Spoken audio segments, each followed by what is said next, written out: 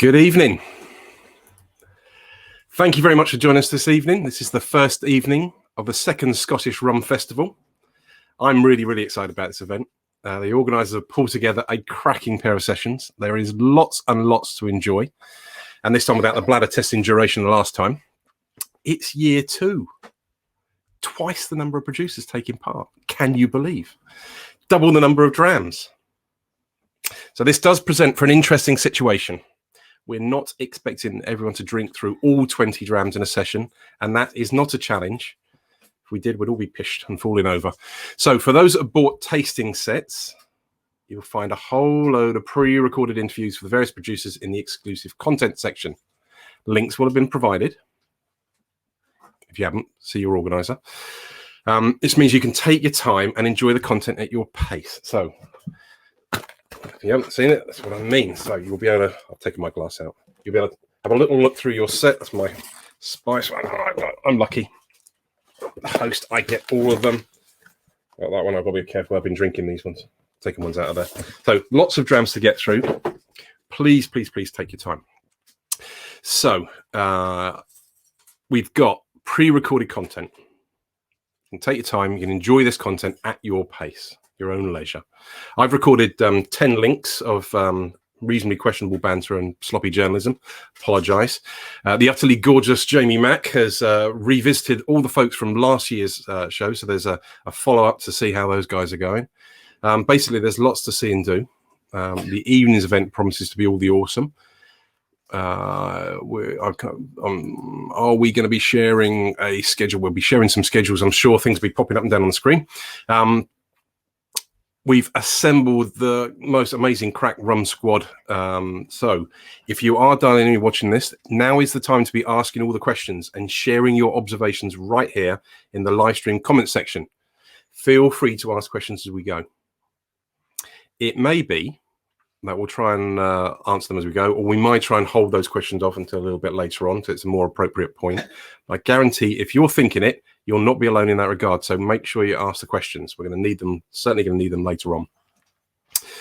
What else have I forgotten? Forgotten anything else? I know, yep. Please do share your photos and observations via Facebook, Twitter, and of course Instagram. Don't forget to tag the Scottish Rum Festival. Scottish Rum Fest at Scottish Rum Fest, and use the hashtag Scottish Rum Fest. These will come up and be reminded of all through the evening as well, so you won't have any problem there. There will be prizes to be won tonight and tomorrow night, so keep your peepers peeled for those, please. Have I forgotten anything else? Oh, well, hopefully you've been out enjoying the sunshine, and but now you're ready to relax with a dram or 6 responsibly, enjoying the rum conversation. So I think we are pretty much there. Look, I see all manner of people hanging around in the back and things. So this is exciting. This time I'm not in Scotland. This time I'm at home. So I'm feeling just a little bit more excited about it all. We've got, honestly, so what's the schedule tonight? We've got all kinds of things. What have we got? There's festival schedule. So we're running till what, about 10 o'clock tonight. Lost the schedule. This evening we start with Scotland's Rum Renaissance, which will involve Alex at North Point, Fergus at Askival, Fraser, Ron at Cabezon, Kit, Ninefold, and Ross at SugarHouse. That's second one. We have Cooking with Scottish Spiced Rum. That's going to be a little video there. We've got Ryan, the chef, and Freddie from Brassneck, and Paul from Matugga. Along for that. I'm not a big cooker, so I'm really relying on the expert input of all 3 of those guys. We have, after that, we've got For the Love of Rum. This is going to be pretty awesome.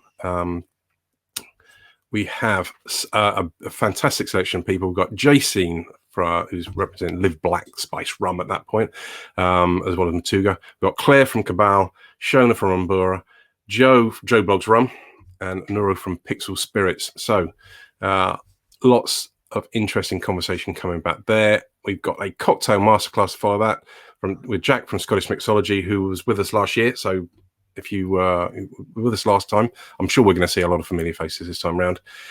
Jason at Seawolf, Alan at 45, and Sylvester Island Slice, and Colin from J Gow. We all know Colin likes a cocktail or two. And then after that, we've got bringing up to the end of the night, we got Ask the Producer. That's where we've got all of the people from our Spiced Rum pack.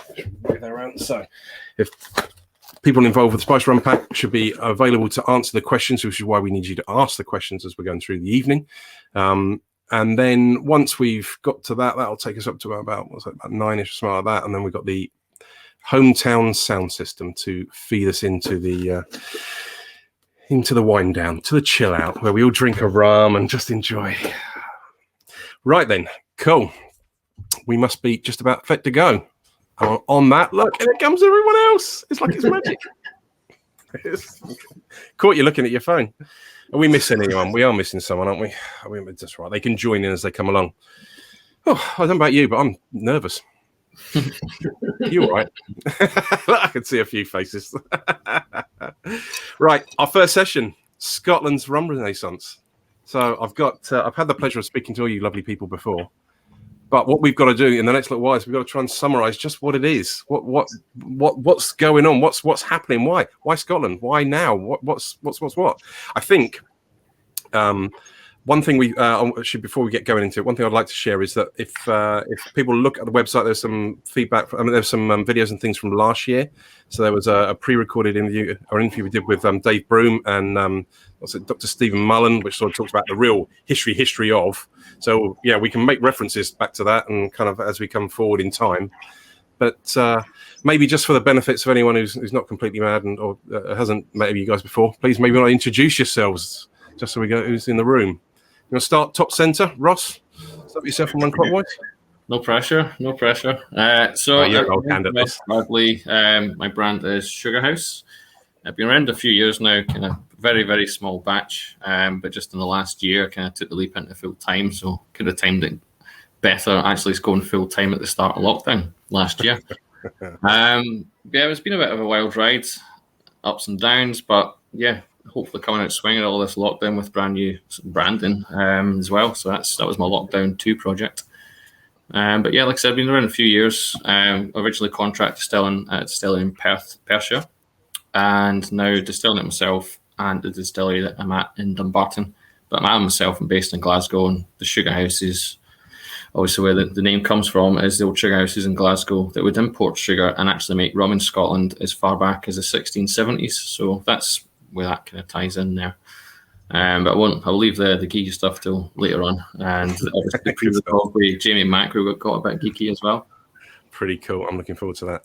Fraser, mate, how are you? Good, thank you, yeah. So I'm Fraser from Cabezon Beverage, and like Ross, I prepared a small section of our wares, but we have a botanical rum called Ron Cabezon. So we have been a company now, what are we in our 10th month? And like a lot of people, it's something that we've been thinking about for a while. My colleague actually started it himself at probably, July last year. And about October time, I came along just starting to give a bit of advice. My background's in marketing and business development, and I've always been a rum drinker, so is my friend Dave. So it seemed like a natural thing. And one thing that I've really enjoyed, I think so far with this, is discovering how many other people are out there doing something similar. So I think with these aspects, I hope we're trying to achieve here is to join the little community and help do what we can do to help drive the scene forward. Cool. Looks like we've managed to get someone else in. Hello, man. Cool. Cool. Alex, well, the rumor was you were stuck on. I'll come back to that. Alex, how are you, man? Yeah, I'm good. How you keeping? Yeah, not too bad. How's it going, everybody? Oh. Now, Alex, for you, quick intro, please, mate. Is there 2 Alexes or just me is the one Alex? I think it's just you. I think we've lost because we've got 6 on screen. We've got our names now. All right. Sorry about that, Jen. Sorry about that. Alex McDonald, one of the founders of North Point Distillery. We are kind of the new kids on the scene. We started up probably wish we had planned it slightly better. We started during the pandemic. Obviously, in hindsight, not the best idea we've ever done. But we launched with our brand, Pilot Rum. Tells a little bit of the story of the nautical folk of Caithness. And it combines 2 of our loves. One rum and 2 whiskey. So we age all of our rums in Scotch whiskey casks, and we also do a spiced rum and a gin actually as well. So a bit of a unique take on the market, but we're really excited to be part of the Scottish Rum Festival, and happy to be part of this panel amongst these gentlemen as well. So awesome. Kit, how are you, man? I'm all right, thanks. I'm on some fruity punch thing tonight, sitting out in the sunshine. Like enjoying the weather as well. Look at that blue sun, that blue sky out there, blue sun, sunny sky. So I mean, come on! Oh, without you, it looks like we've frozen already. Right back. Yeah, there we go. There we go. It can be. It's the trouble, life in the borders. That lost him. Right, what we're going to do? So, why Scotland? Anyone want to throw out? Why on earth Scotland? Why with rum? Come, let's put some historical context to it. Right. Would you be doing it? Why do it in Scotland? Why not do it somewhere else? You know, is it just a quirk of geography? There's a couple of prongs to that one. As I kind of mentioned, the historical ties of rum production and obviously whiskey. I think it was 1695. They actually banned Scottish rum in Scotland because it was out competing whiskey. And then it was overturned a year later because you've seen the sugar imports started to drop. So there's a long history there. But obviously last year when we done the chat with Dave and Steve, Dr. Mullen, there's a darker side to that. But yeah, Scotland's known for its distilling heritage, and we're pretty good at it. So whether or not we can't compete with the Caribbean rums, but we're giving it a good try. As you've seen with Dawn, we posted what was it, a couple of months ago, when I sent us some samples of the white rum. It says watch out Caribbean. So we're giving it a good try, taking what we know about distilling and trying to do it justice when the rum side of things. It does kind of feel like, as they say, there's a super long history, but it feels like there's a big gap that we need to kind of account for. Because, like, you know, everyone seems to disappear off, and now we're all back on the scene. I say we. I'm including myself in the royal sense of the word there, I think. Well, from what I've kind of found, doing a bit of research here and there, is pure and simple. It was down to the slave trade. Obviously, when they kind of abolished it, I think they abolished it partly in Scotland before the rest of Britain. I think you couldn't have any domestic here, but you could still have them in Caribbean or the plantations, which is a bit tricky. But yeah, in like the 1830s, when the slave trade was abolished, that's when the sugar imports, and it wasn't economically viable. So you just see that kind of scene die a death, really. Well, quite rightly so, because yeah, it was a very dark time. But yeah, that's really why it kind of died a death over here. Just pure and simple economics. So we've got Kit. I mean, you set up in Dumfries and Galloway, if I've got to remember that correctly. On my geography from Scotland is not as good as it should be. We've got was it North Point? Where are you based, sir? So we're probably the northernmost out of everyone. I'm based just outside of Thurso, so I can see Orkney from outside my window. Give away to Colin. But I mean, but you could have chosen to set up anyway. You didn't have to necessarily set up in Scotland. Yeah, you can tell me an idiot, you know. Yeah, well, I mean, setting up in Scotland for me is I mean, as kind of what was touched on there, there's a unique history and heritage of distilling in Scotland, first and foremost. But really, there's quite a unique history of Scotland and rum that still remains to be relatively untold. I mean, in terms of the UK population that went over to the Caribbean in the likes of the 1700s, 1800s, I mean, between 1750 and 1790, you had almost 25,000 Scots go over to the Caribbean, which, you know, in those times was almost unparalleled in terms of an immigration policy, if you'd like to call it that. And for us, particularly up in the Highlands, obviously Glasgow and down south, you have a very rich history of Scotland and rum and the kind of sugar markets. But particularly where we are is more along the trading routes. And you get to see this really interesting, you can almost track how rum and sugar products made its way around Scotland is either obviously via Glasgow, or then it would go over via Bowness, and then it'd go all the way around, which was probably for those ones that are probably looking for a little bit more adventure, and probably also want to dodge the tax man a little bit, is my thoughts at least. So it's always interesting to see, because I mean, if you go back to the Caribbean way of distilling, a lot of it is brought down, and really at the core of it is almost a Scotch whiskey style of distilling. And really they're looking around for their core materials, and what they found was sugarcane, and you know, why not give it a go? So, oh boy. Fraser, you're the one out of the three. We've got three actually producing from first principles, and then you are you're importing and then flavouring your product. Yeah. So why Scotland for you particularly? So my answer to that is going to be overly simplistic. I come from Scotland. And for us, I come from Aberdeenshire. My colleague, Dave, is from Aberdeen. We are distilling in Aberdeenshire. And I suppose aspirationally, yes, that's something that we'd love to move to. But as a starting point, Joey, we've got to begin somewhere. I think one of the reasons Scotland holds, and it's been touched on already from the guys giving us and sometimes maybe a little bit scarier, a history lesson than I was expecting to hear on this convivial sort of webinar type thing we're on just now. But yeah, I mean, we love living here, and we love being here, and taking that knowledge and experience from the distillers that work primarily across whiskey, across the drinks industry. Yeah, we thought we could leverage that by putting our own little spin on it. And when it touches on things like Cabezon, our name means, it's Joe means pig-headed. Effectively, we wanted to do something that we could drink, something that we enjoy, something that allows us to have a fine balance between creativity and something we'd enjoy. So I think ultimately what it comes down to this evening, to the entirety of what we're trying to do just now, is yes, we make rum and we believe it tastes nice and we're getting great feedback, but it's ultimately all about experience. Like, we want to create and share these moments with friends and families. And one of the most empowering things we've seen so far is just little things you see on social media, photos that you're tagged in with people you don't know, people on the other side of the country having, especially now for the last kind of year and a half that everybody's had, people down in the south of England having barbecues with their friends, or their grandparents having a bottle of rum that we made.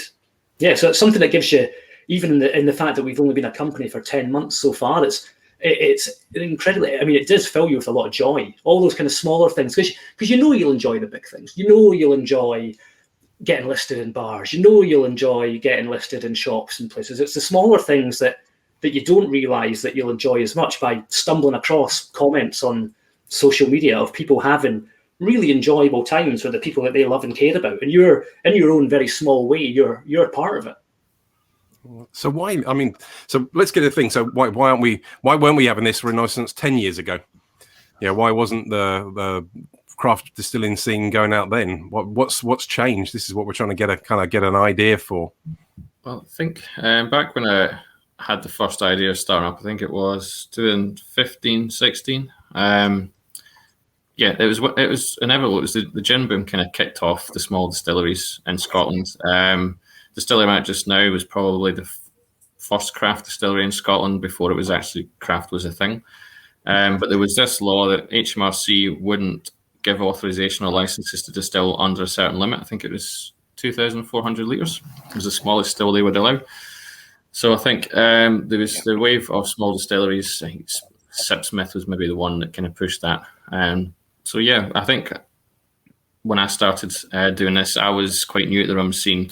I was maybe part of the problem. I was quite naive and didn't know into the rum side of things. I think I approached you at the Rum Festival in Glasgow and gave you a sample of rum.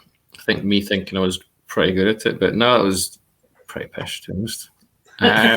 I wouldn't. I certainly don't remember it that way. I think the enthusiasm was pretty cool. We got So there's a combination of things. Then you think is we've got the ability to be able to, there's technical. From a licensing point of view, the government said, "All right, you can have a smaller stills," and then it was then why choose the rum, particularly. Well, the thing, like the different gin distilleries. Some of the stuff when you buy in the alcohol, it is really easy to make because you don't actually need to make it from scratch. Like beer, like whiskey, wine. If you're making rum from scratch, you need to ferment it, but there's all sorts of stuff that can happen. So making rum from scratch is quite labor intensive, and trying to get consistent batches compared to gin, where you're buying in the spirit and then just adding your botanicals by weight. It's quite easy to replicate. But yeah, because it's such a small batch product, making it from scratch, I think that's why there's maybe so little rum producers in Scotland versus kind of bought in products. I'm not knocking, because if you're using Caribbean rum, there's been spiced rum going about for years, but making it from scratch is obviously quite a relatively new thing. I think it's just the kind of craft gin boom off the back of that. And like I said at the start, I was quite naive and looking at the gap in the market, but the more I've kind of got into it and researched and been out to Barbados and see how to do it properly, makes me want to do it properly, makes me want to do it right. But that's just me. But yeah, I'm sure somebody else can pipe in and correct me.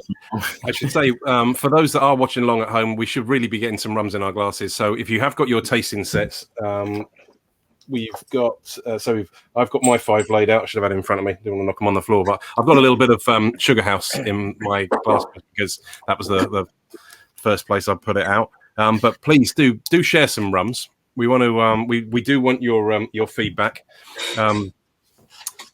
Good and bad. I don't think no one's here to sit here and wait for like sugar-coated comments and stuff. You know, you like it, tell us. Don't like it, well, be nice. Kit, what about you? So, I mean, I kind of got a bit of an inkling like why you're doing it where you are. I mean, I think that the family land as much as anything, but like why? What was the penny drop moment for you for getting into rum? Oh, I've got video. You're on mute, mate. I think. Well, someone's got you on mute. I see you've moved around as well. Hopefully the Wi-Fi is a little bit more stable there. Someone's got you mute. Technical support. Right, well, we'll leave you on mute for a bit.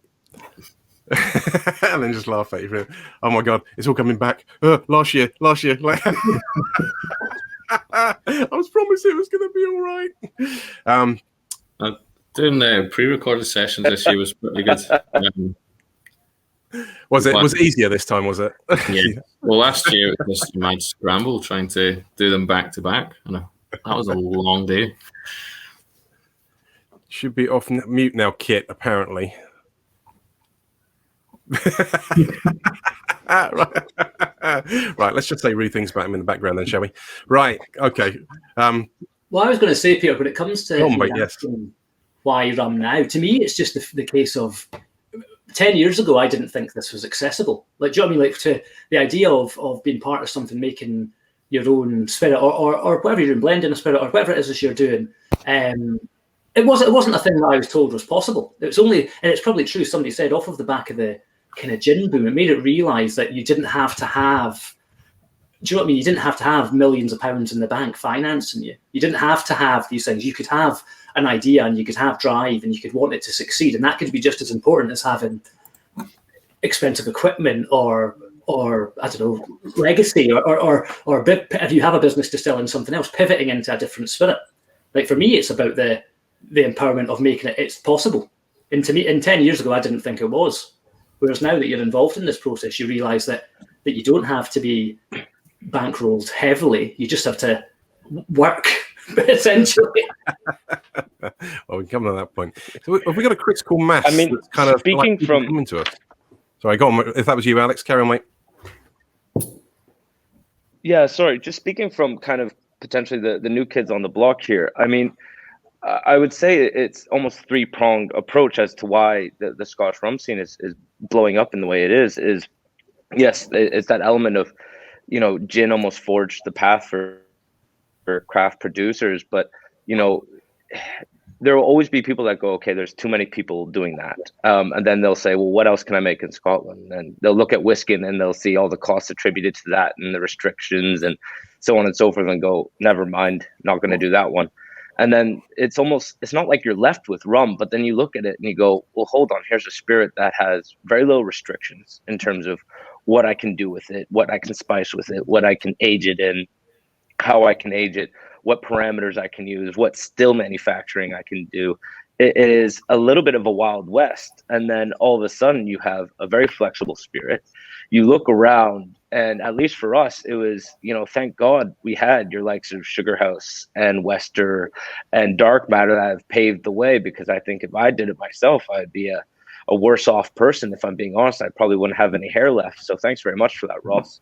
And then ultimately, I think the third and final one is, if you look at the rest of the UK, I think you have a fantastic growing rum scene, but I think in Scotland it's quite special, because I think everyone understands that there's certainly a collaborative effort going on, and I think there is a kind of meeting of the minds and understanding, if one Scottish producer does well, the rest of us will do well.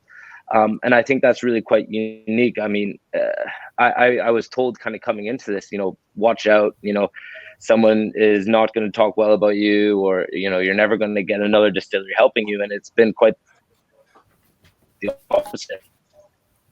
Cool. Every single person that I've asked has been more than happy to help and more than happy to offer expertise, even when it is, Alex, why are you doing that? You're absolutely insane. So I think for us, it's been a really eye-opening experience to see, quite an old but new but old industry coming out of the woodwork in what is probably a country that you wouldn't expect it from. Yeah. Kit, have we got you back? Can we hear you? Are you there? I hope so. Yes. Hey. I probably don't have anything interesting to say now, but at least I can say it. Oh, throw in, mate. Go on, chuck it in. Well, back like 5 minutes ago, I was going to agree with my ginger twin up there about the reasons for getting into doing rum. Yeah, it was largely off the back of the gin scene, definitely. And I think as Alex just said, actually, it sort of paved the way for that idea that you could do spirits at a small scale. I think up to that point, it'd been so dominated by, or entirely dominated by whiskey, by the mega big producers, that, I think for most people, it was never something they considered.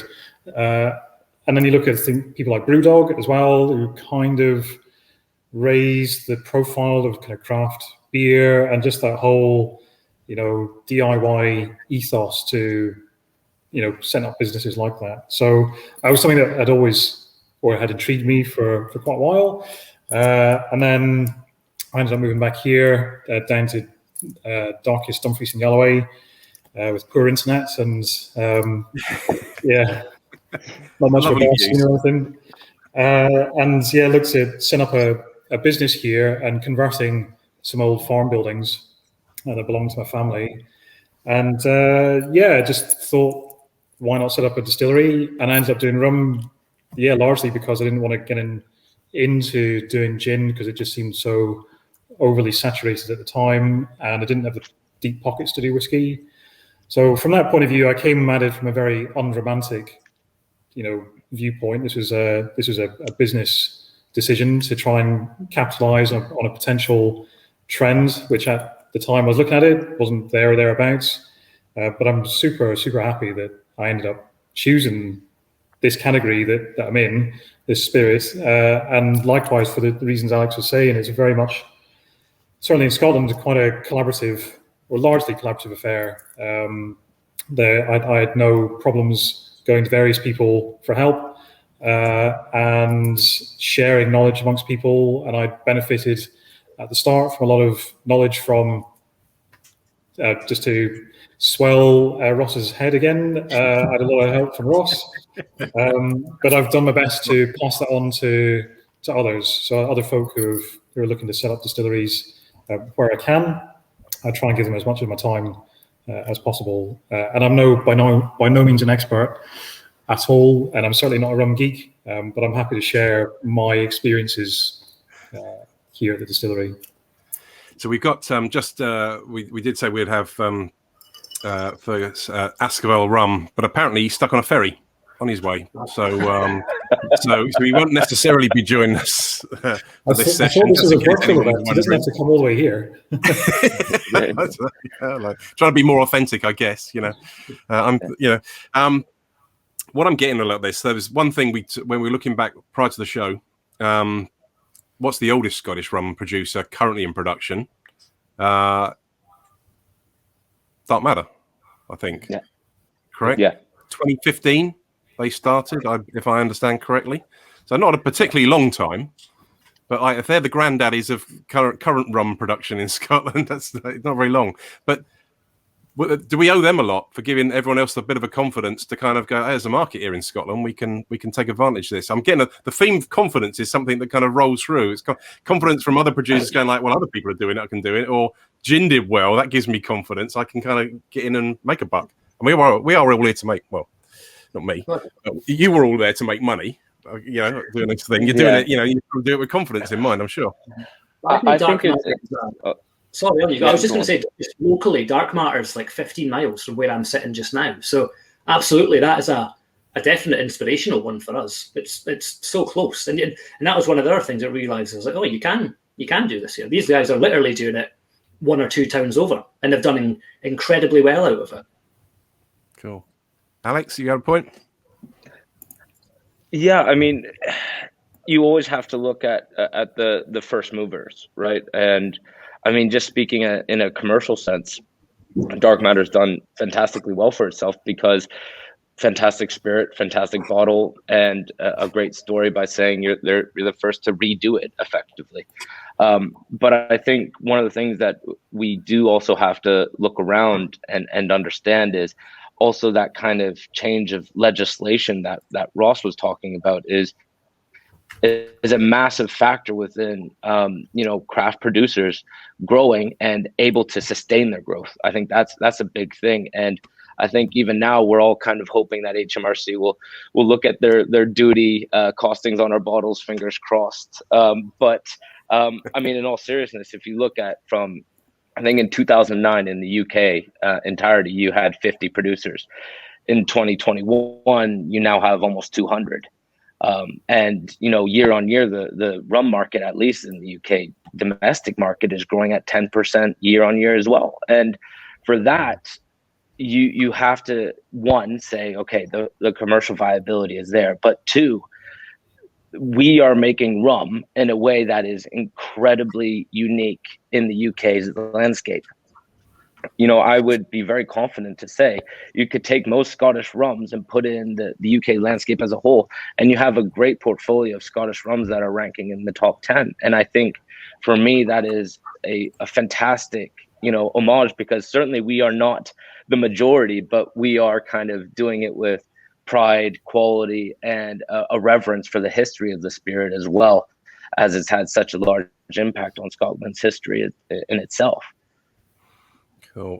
One thing it's worth sharing, when I got to finish the 10 pre-record slots that I'd done, I realized that everyone I'd spoken to on the journey was really quite different to each other. Everyone had their own take on things. And so there was no one that didn't appear to be an awful lot of me too, kind of trying to copy, kind of everyone's got their own take on it, which I guess, you know, the creativity is something. So you're not cannibalizing each other's markets or whatever, you know, trying to bring in new people into it.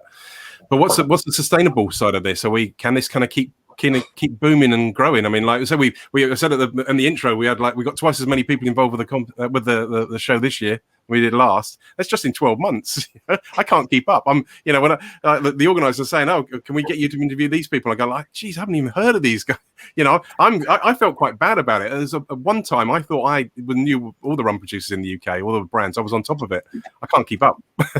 I think more producers kind of getting on the scene is a good and a bad thing in a way, because obviously it's good for the economy, it's good for getting people to try different things and look at the rum side of things rather than gin and other spirits. And at the same time, if it goes the way of gin, then it can be detrimental because it could dilute. And then the whole education around rum is quite tricky, because you've got flavoured rums, spiced rums, botanical rums, which are good in their own right, but they're flavoured rums. They're not pure rums. And that's where the kind of wee trade group that we've set up between a couple of producers, we're trying to do a wee bit of education about additions, like sugar additions. Like one of the things I think we're trying to push, like on the bottle, we've got like a little sweeten scale, so you can actually. Oh, sorry. Oh, I know that. Yeah, Peter and I were both zooming in at the same time on that. Yeah. It's Take just a snap. Tag us on put a picture on Instagram. Tag Scottish Rum Festival. Hashtag Right. Scottish Rum Festival. There's a good reminder for everyone watching. I'll do that after. But that's Perfect. basically a quick way so you can look at a bottle of rum and you can see if it's had any sugar additions and how much it's got without actually producers having to be saying, "Oh, I have 60 grams, 70 grams of sugar additions," because obviously I say a trade secret. But part of doing some of the events, some people won't try spiced rums because they're maybe diabetic. And they think that spiced rums are laden with sugar. So it's an easy way for producers to be transparent about sugar additions in products. So I think going forward with the Scottish rum scene, we kind of need to be a bit more transparent about things, get ahead of the curve. But we have that chance, and that's why we're doing this, so producers can answer questions and that kind of thing. But it's probably worth bouncing down to you, Fraser. Is that something that something you consider? I mean, like, you know, I don't know, you know, did you know about that sort of thing that's been banded around? I mean, it's not like at the moment we haven't got any kind of absolute rules in place, but we've got guidance for between or help where people are trying to assist each other, or think about. There's a couple of things there. Like the one thing, I suppose, in a more holistic viewpoint of the industry, it's exactly one thing that we've enjoyed is the fact that people have been working collaboratively. So that's something that we're all for. One thing that I think that for this to grow and for this to work for everyone is the understanding or the belief that we shouldn't be fighting each other. There's plenty of market out there from mega company global producers that they're the ones we should be trying to convince people to try a Scottish rum as opposed to anything else. And I probably view this maybe from a slightly different viewpoint from Ross, whereas and you need to forget, and I'm trying to wary how this is sounding, but for us, what we're looking to do is something, as I said, it's accessible for us just now. And the excitement part for us is being able to start something with limited resource and limited growth. So when it comes to that part, I don't necessarily view what, say, the botanical sides or the flavoured sides as a bad thing, because ultimately that comes down to personal preference. But for me, if it comes to transparency, then yeah, all for it. Like, we would love to be involved in doing our little part to create something that is, and as Ross said, kind of something unique and something that is completely transparent that everyone can understand, especially if they've got things like, I don't know, like if diabetic or any form of kind of like medical condition. That can't be a bad thing to have that transparency and openness. Absolutely not. That would get our absolute full support. So, I mean, I think without fail, everyone here actually does produce a flavoured product anyway. So it's not like we're not trying to say one's bad or other. It's about that kind of identification of the fact that this is a flavoured product. I hear a rumour that North Point, your spice rum was pretty decent as well. I'm looking forward to trying it. So have we got anything that's kind of like, you know, this idea of Scottishness and botanicals? Is this something we need to play with, you know? Well, I think just to address the first point is, you know,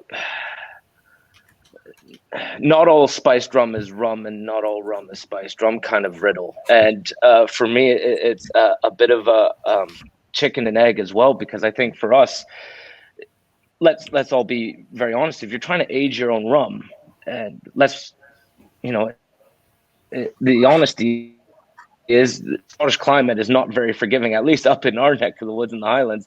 You know, I don't have a Jamaican climate, so rum does not mature well here. It's very slow, and especially when you're finishing it off on whiskey refill casks, it will take time. And you know, our pilot rum is aged for 6 months, and we are, for every, you know, one cask that we allocate to our pilot rum range, we're putting 3 casks away for storage. Now, obviously, that's a lot of distilling. That's a lot of cask management. And also that's a lot of space that you need. And for a young distillery, you know, you almost have to ask this question, is your eyes too big for your stomach kind of thing? Are you able to do this sustainably? Because we all understand to get a good amber rum, you're going to need at least a good 3 years of good quality aging without any incident as well, which, knock on wood, we haven't had any yet. So there comes this kind of commercial question of, well, do you make a spiced rum because it is faster and easier to make, but does it take you away from your core values? And for us, making the spiced rum was very much a heated and debated topic within our distillery of, well, does this dilute our brand? And are we doing it for the right reasons, or are we doing it just to keep ourselves financially afloat? And for me, the questions were answered when we used all organic spices and botanicals, and we made sure that we spoke to every single one of our suppliers for those spices and botanicals. That was the only stipulation that would have allowed me to sign off on our spiced rum being produced. But I think we have to get away from, in some instances, making sure it's like, okay, this volume right up front. I think Scottish rum, where our advantage lies right now, is our ability to create and be innovative. And that's where I absolutely love, what this market is doing specifically in Scotland, because there's so many creative, ways of going about rum. And I wish more people would explore that rather than just go right in front and say, well, here's my spiced rum variation. There you go. It's like, go play around with cask, play around with a firkin, play around with a sherry octave, see what you can do. Even if it's a very young spirit, it'll allow us to help mature the UK rum market as a whole, and bring a little bit more of that knowledge sharing that Ross has really been striving for amongst everyone else here on this panel, to really help mature the UK rum market, so that when they go have a UK aged rum, they know why it tastes a certain way, and they know that maybe it's a bit harsher. It's supposed to be, not just because someone likes a really harsh spirit. I totally agree with that. Like, even the likes of the Richard Seal at Foursquare has a spiced rum. So spiced rum isn't a bad thing, but yeah, it's about the transparency. And I think, like Alex was saying, the spiced rum market is really big in the UK. It's probably bigger than the aged rum. It's bread and butter for rum producers. But likes of myself, Alex probably as well, Kit will be the same. And obviously Fraser's got the botanical rum. I don't know if they've got any aged rums on the market or planning to at the moment. But it generates the income that we need to kind of build up the barrel stocks, as Alex was saying. Like, I've got 2 spiced, got traditional and a Scotch bonnets, chili spiced. It's a good idea at the time. Awesome. That's pretty good. But the revenue we get from them, actually, it helps us buy cask, it helps us buy more molasses, so we can start producing the pure rums, the aged rums, and just try different experiments and stuff. So it generates revenue that you need. But I think the main thing we're trying to push is the kind of pure single rums and aged rums. So we're kind of taken seriously in the global rum market. Because, the UK market is predominantly flavoured and sweetened rums. Well, let's face it, Scotland did start with dark matter, so it's kind of, you can't get a bolder flavoured spice rum than dark matter, can you? Or can you? I don't know, maybe that's a challenge. I mean, the Scotch bonnet is pretty fiery, but not quite in the same way.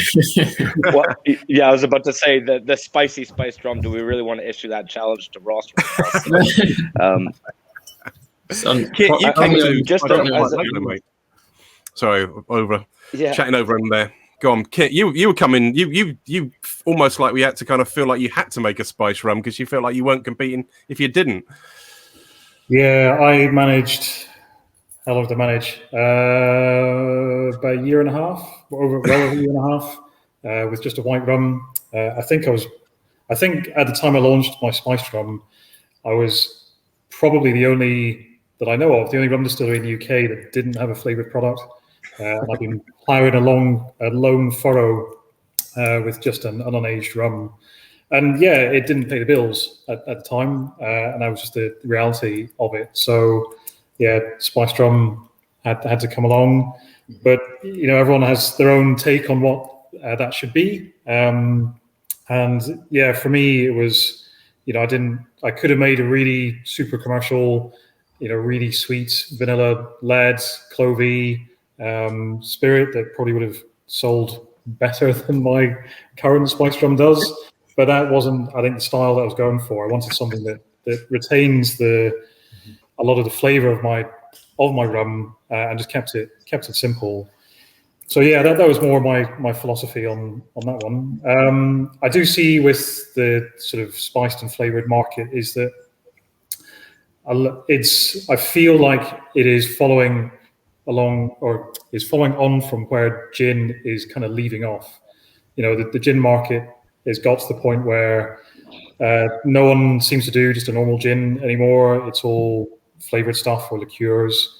And I think there's a lot of brands, not necessarily ones that are part of this festival, but there's certainly a lot of rums around the UK that seem to have picked up that baton of, just flavors for the sake of flavors. A whole lineup of like everything that you can see on the fruit shelf, and they'll stick in a rum, whatever you want to call it.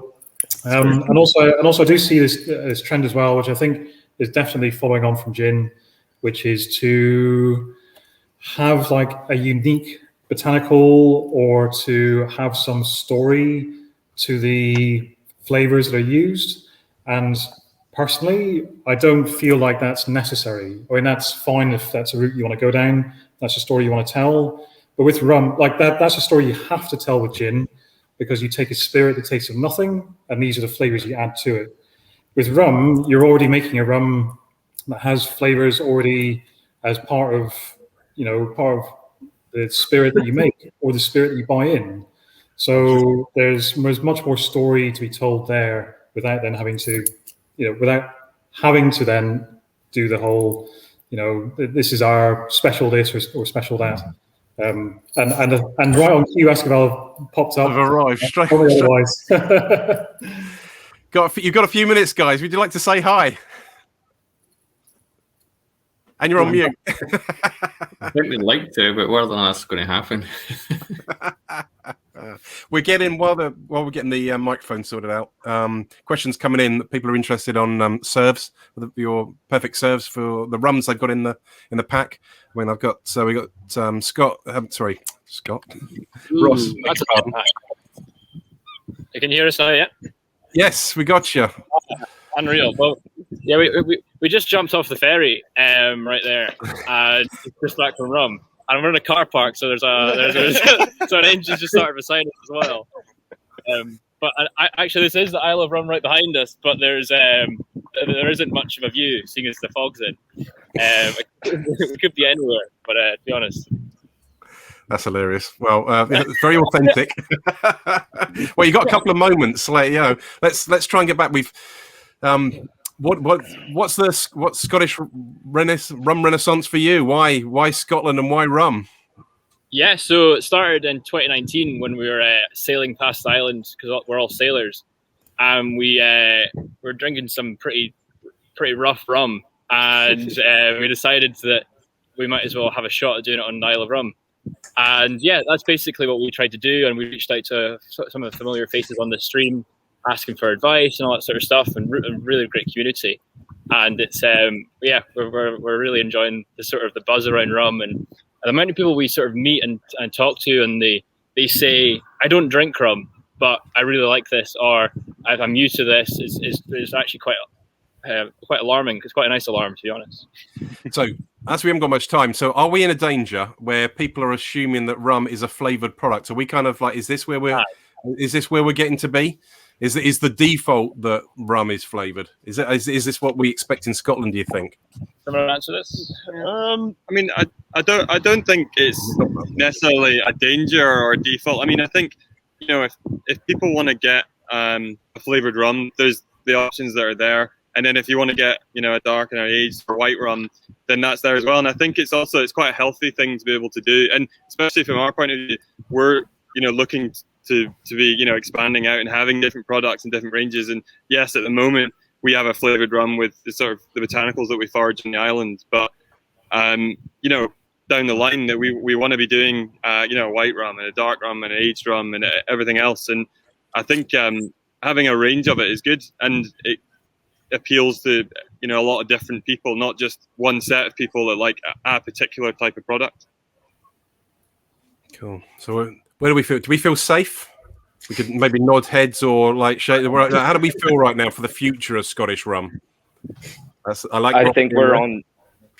Yeah, I think we're on the precipice of massive growth, but I think as everyone's kind of been echoing each other on this call, I think it's not putting any barriers of entry up to new folk. I think it is just looking everyone, on this level in the eye and saying, are we all doing what we can to make sure that this is going in the right direction? And, we are, giving the knowledge to our consumers, and we are, playing with different aging profiles and different types of wood. Are we really doing our utmost to represent Scottish rum in the way that should be represented? Is pretty much what I'm saying. Cool. Anyone else? Well, we got a minute left. Kit, you've been quiet for a little bit. Are we in a good position, rum-wise? Are we in a dangerous position? I think it could. I'd like to be optimistic about the industry, but I think it just depends how the rum category as a whole goes. If we go down the route of everything is overly sweetened, flavored, and arguably not rum, and that's where all the money and attention goes to, then I think we could, that affects like basically everyone here on this in this session, because the attention is away from what we do. But I think if we get to dictate the conversation about what rum is and how it's made and how authentic it is and the quality of it, which includes, all those other things as well, then I think we're in a very, very good position. And there's no reason why we can't be a very big and successful industry. Cool. On that bombshell, right, I'm under strict instructions to keep it on time. So what we're going to do is there were some questions that came in. I'm getting these in my other column over there. We're going to hold some of these questions back for Ask the Producer later on. Simple stuff, things like simple serves or your perfect serves. Have a think about those. Get ready to share them later on, please. And we are now going to move on to our next section. Thank you very much for joining us for this one. I'm happy to have got that one under my belt. Right, so little recap. Wow, okay, that was the first 50 minutes. That was easy, wasn't it? That was easy. Get good people in, they talk rum, it's easy. So what have we got next? Let me just remind myself. We have cooking with Scottish Spiced Rum. So you'll have seen through that also, there was various tags and things coming up, the banners. Don't forget, if you are buying, please do go to the producer's websites if you can, or to check it out. The whole point for this is, from my point of view, is we're trying to shine a light on the quality things going on in the rum world, particularly in Scotland. And so if we can sell a few bottles while we're at it, so much the better. The companies, all those discount codes have been provided directly by the producer themselves. So if you're buying from them directly, that code will work. So please do. So hopefully in the studio, in the back end of the studio, we have got here we go, Freddie and Chris, Paul, like lambs to a slaughter. Now, last time, Paul, we couldn't get you because you were hiding in the distillery. So this time, I'm kind of glad we got you this time properly. Freddie, Chris, good to see you, sir. How's it going? Very cool. And we've got our first expert. No, that's not fair to say. Everyone's experts. We've got our first expert chef in. Thank you. Hi, Ryan. Pleased to meet you, sir. How are we? Very, very cool. So let's be honest. When the organisers saying we're going to do a little section on cooking with spiced rum, I go like, I don't know. I've got nothing. I don't know what to say about that. He goes, don't worry about it. We've got experts. Yeah, well, to be fair, when you came to me, I was like, well, okay, so what do you do with rum? I was quite naive at the start. If I'm honest with you, I wasn't a massive rum drinker, but really interested to learn more about it. I mean, those guys you had on just now, that was brilliant to watch. There's some real interesting information there. So when Yasmin came with me with all these different rums to try and see what we could do, and it kind of blew my mind, to be honest with you. It really did. I mean, there's some fantastic rums out there, fantastic flavours, with different levels of flavour as well. I mean, I heard one of the guys saying about how rum has that sort of attachment to just being sweet and sugary and things like that. But there was the Matugga one I thought was fantastic, really delicate flavours and stuff on it. Brassneck as well, I loved that. So it was a good eye-opener, a good learning curve for me, and also to then put something into action and see what we could come up with. So I have to say, there's going to be a little video which we're going to be able to share because you've pre-recorded some stuff for us, which is fantastic. Before we get into that, I wanted to share an observation that when I was doing this pre-recorded, that the notion of different flavour botanicals and the way that different producers have been using different combinations, and none of them so far, as far as I can tell, no one's been going for that crazy just vanilla sugar bomb that we kind of expect from the mainstream. Everything that's going so far is a lot more considered. and it actually does feel like you can get you can bounce off of those flavors for inspiration. Well, that's exactly how I approached it, to be honest with you. I sort of looked at what the rum companies would recommend, literally just on the back of the bottle, seeing what they're sort of saying to me, flavors, tasting it myself, and then just following that line of connections and it's like connect the dots in terms of the flavors. And like I say, I was really surprised at the delicate, real sort of interesting notes coming through like you would get with whiskies or wines. It honestly really opened up a whole new catalogue of alcohol. I'm going to come to you in a moment because I know that part of your distillery tour, we'll hold that thought. We'll kind of come back to that. Freddie, Chris, what's your thoughts when cooking with spiced rum? Is this something you get up to all the time? I think one of the amazing things about rum is that it's so versatile. You can drink it straight, you can drink it with a mixer in a cocktail, you can cook with it. I read somewhere recently that it's got medicinal properties for legal reasons. We can back those claims. But yeah, I've tried cooking with it a couple of times. I made a glaze for a roast ham and it was amazing. And I just love the experimental kind of side of things that you can't just drink it, you can do so many other things with it. So yeah, I'm really excited to see Ryan's creations. And I think to back that up as well, I mean, I've been in Australia before, and it's actually you pour the beer into the barbecue, you try everything over there. So I kind of took that notion back here. So yeah, it's lovely to try it with anything. So it's fantastic. Yeah, we have to remember that when we talk to the world of rum, I think rum is the most diverse spirit without question, like globally, and people enjoy it in so many different ways. And I think that's what we don't want to be exclusive, and kind of put people out. But Paul, tell us about your thing, because I mean, I know that you are a bit of a chef yourself, but also your tour at the distillery invariably involves flavor pairings and things. Or did? Think back. Still does. So for us, rum goes with food. It's just that simple. If you're drinking rum, best way to enjoy it is to have it with food that pairs nicely with it. So tours will generally pair white rum with sort of fish or smoked salmon, which is really, for me, a really delicate kind of combination. So you've got the sweetness from the rum paired with the sort of smoky saltiness of the smoked salmon, and it just really creates a great combination. And there's some melon in there just to refresh your palate. It's absolutely beautiful. And you have people drinking overproof rum and not even thinking about it, and they've never drank anything stronger than wine. But pair it with food, and it suddenly works. The palate is like, oh, I like this. I can accept this, So I think it just opens up the flavors. At home, cooking with rum is definitely what I do. I do it all the time, largely sort of deglazing the pan. So if you're frying something like liver or something like that, so just getting those Maillardy bits off with a nice rum. So get the alcohol off, and then you're left with that rich source of spicy flavors, and then you can do lots with that to create gravy, and it's just, I just love it. Cool. Right, we have a video to run, and I think Ryan, you're going to talk us through it as well, aren't you? Either way, back of house team, Jasmine, do you want to run VT? Oh, I've always wanted to say that.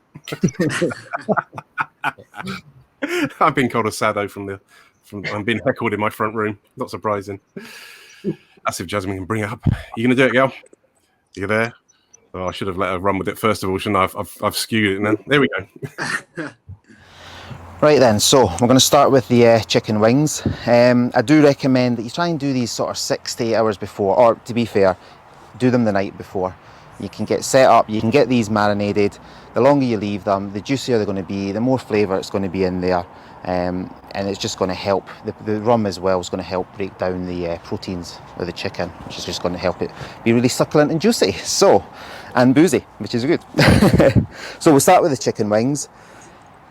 Get them from your local butcher if you can. Usually come as a whole wing. What I've done is I'm breaking them down. Again, it's just helping get the flavour in there and get them tasted on the day. So, 2 knuckles in the chicken wings. You can feel it if you move them about. Just get rid of the tip, so you'll end up sort of a little drumstick and a little forearm, as they call it, on the chicken. So we put that in. I'll just do a couple more of these quickly. Again, you can do these with chicken drumsticks. You could use chicken thighs if you wanted. All I would say is make sure you get prepped way ahead of time. Just to help, the bigger they are, the longer they're going to need to get marinated. So, for our chicken wings, I'm just going to get some lovely spices and flavouring into here. Take a knob of ginger. It's probably about 5 to 10 grams, something like that. I've done a recipe, I've roughly based it to about 1 kilo chicken wings, so the recipe will be going online so you guys can have a look through it and make sure you get all your ingredients ahead of time. So we've got ginger. I'm just going to roughly chop this, take the skin off it, push that to one side, nice thin slices, drop them in. Chilli, garlic will be after this. Again, roughly chopped. Get the seeds out of the chilli. Chilies are up to you. If you want to go Scotch bonnets, you want to get them fiery, go for it. I've gone sort of middle of the park with the chilies here. Again, thinly sliced.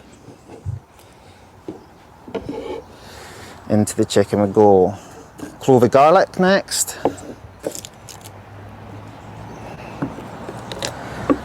And these are all just nice aromatics to go with the rum that I've chose for this was the Matugga.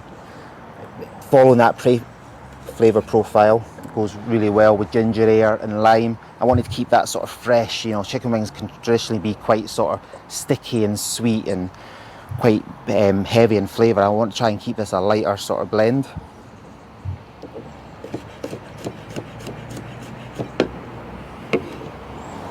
Garlic in there, roughly chopped. Orange and lime.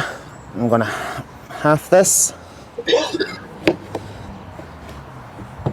I'm going to just take either a zester or a peeler, whatever you've got to hand. You just want to get some of the skin off here. And you want to take some of the... I might have picked a better peeler for this, but here you go.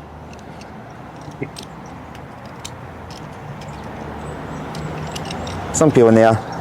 Rest of the juice,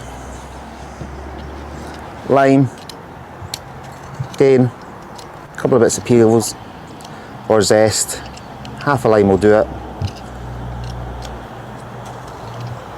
There we go, in there, just half this as well.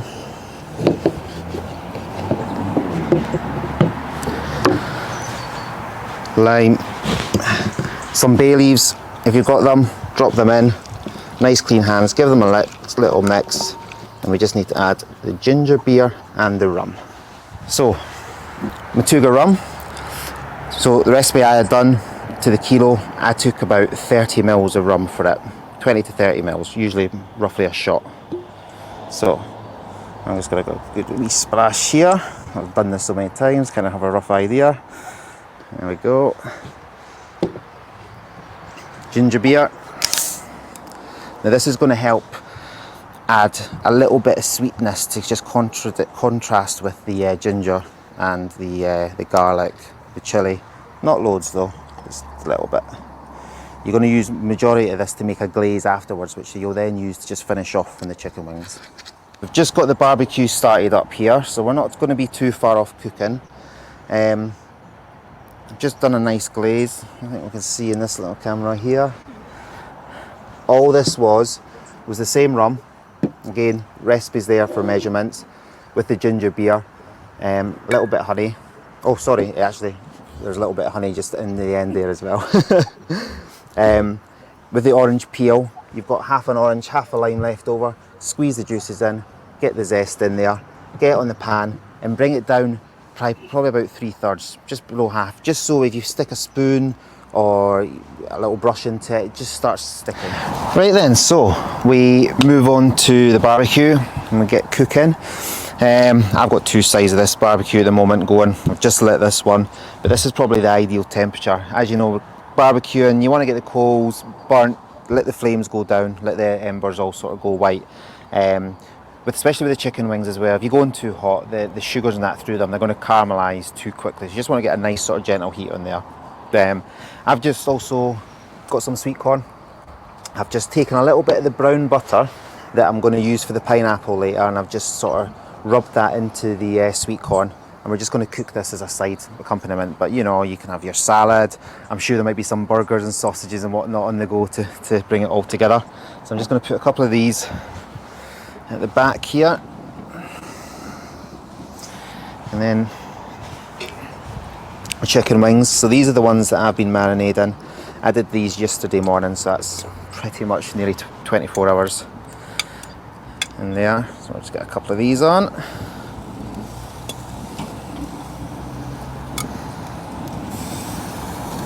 So sweet corn's cooking, chicken's cooking. I've got the glaze here that I'm going to use just at the very end.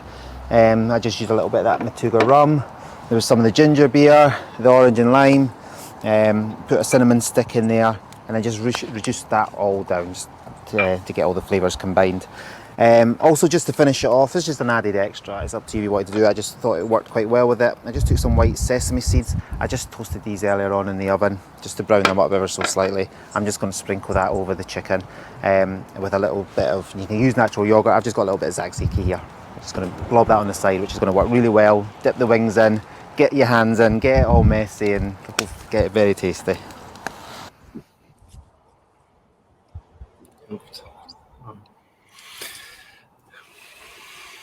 Wow. All right. I'm not, as you can see, I'm not a natural in front of the camera, but big round of applause to Yasmin for editing that to make it look, because I got tongue-tied quite a few times. I think we went over the same bits about 5 or 6 times till we got it right. Oh, that was cool. No, it all came together nicely. We certainly had a feast afterwards, I can tell you that. There was plenty of chicken wings to go around. Well, it looks delicious. Looks delicious, Ryan. Yeah, no, like I say, I had to go with the barbecue route. At the time when I was doing the rum tasting and thinking about what I wanted to do, I had to get out of being a chef in the kitchen because I didn't want it to sort of complicate it. And that was kind of the route that I went down. Because to be honest with you, like Paul said, it's endless. Once I started looking into it and research, there's endless the products that I could use, the dishes that I could do. You know, I found that it would have worked quite well with sort of pork medallions as well, those sort of flavours going through it. But yeah, chicken's what I went for. Chicken on the barbecue. keep it so I think we've got there's a couple of bits I wanted to make with it. We've got one of which Matugga Spiced is mentioned. Matugga Spice is not in the tasting boxes either, so in case anyone wanted to try it, they haven't got it. You'll have to go out and buy a bowl. But I think the recipe is fairly flexible. Yeah, you could try other spiced rums and see how it kind of works for you. I went through them all. I mean, it went down to preference to what I was looking for. I found Matugga just a lovely sort of delicate flavours. You know, it just works well with sort of the chili and the ginger. I added a little bit of honey to it, but I didn't want it to be overly sweet. I sort of mentioned that. You know, I think everyone gets used to having chicken wings with sticky barbecue sauce and all that, and it overpowering. I wanted the flavours in the chicken to be sort of labelled, subtle, so you can notice all the different hints from the Matugga. And that's kind of why I went down with the bay leaves as well, something lime zest. You know, keep it quite fragrant. I think that's the word that I was looking for. So I think at the risk of feeling like we're squeezing lots in, but there is a video of a dessert as well, I believe. Yasmin might be able to share with us. I think I'd rather run the whole festival later and not miss anything out if I could. Rum VT 2. Here we go. Right then, so we are going to move on to something very sweet and very delicious in my opinion. We've got the caramelised pineapple, barbecued pineapple. We've got a little bit of puff pastry. We're just going to make a little disc to go on top for that. We've got a poached banana ice cream that I'm just going to talk through, and a rum caramel as well to finish it off, which when it all comes together, I have to say, in my opinion, is absolutely fantastic. So I'm just going to talk through the ice cream first. There is 2 methods to making the ice cream, which again will be in the recipe online. It's basically though, the first thing you need to do with whatever recipe you use is you need to get your cream in. 450 mils of cream. Take about 2 bananas, and then what you want to do is you want to bring the cream up to a simmer. Not a boil, not going everywhere, just bring it up to a gentle simmer. Just get the bananas peeled, slit them down the middle, just break them up, and you want to get them into that cream and leave them aside for about 2 to 3 hours. That's just going to help infuse the banana flavour. Again, the longer you leave it, the more banana flavour is going to be in there. You want to be making this at least a day ahead as well. You know, even a couple of days. You get this made, you chuck it in the freezer, you can forget about it till on the day. So 2 methods. You've got one that would be your cream and milk. 450 mils of cream, 375 mils of milk, 5 egg yolks with your sugar. You just whisk that up into a sabi, and just so it be dark yellow to start, it'll just become a lighter colour. So whisk it up so you get a sort of nice light yellow colour. Combine the mixtures together, get them back on the stove, and then just cook it out so it thickens up like a custard. The old traditional way would be checking the back of your wooden spoon, and it will just start to glaze the back of the spoon if you run your finger down it. Once that's done, drain it off, make sure you get all the banana out there, get it into the fridge to cool down. I use an ice cream churner. Not everyone has an ice cream churner. If you don't, you can put it in the freezer, and just every hour, just with a whisk, just start breaking it down. If you've got an ice cream churner, great, get in the churner, get in the freezer, job done. Shortcut, very quick way of doing it, is when you've got your cream mixture infused with the banana, discard the sugar from the recipe, discard the milk from the recipe, and get a tin of condensed milk.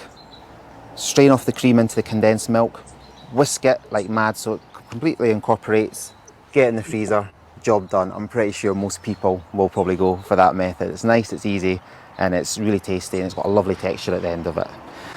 That's done, that's out of the way. I'm going to move on to the pineapple. Pineapple, you can cut however you want. I've opted for discs using a ring cutter,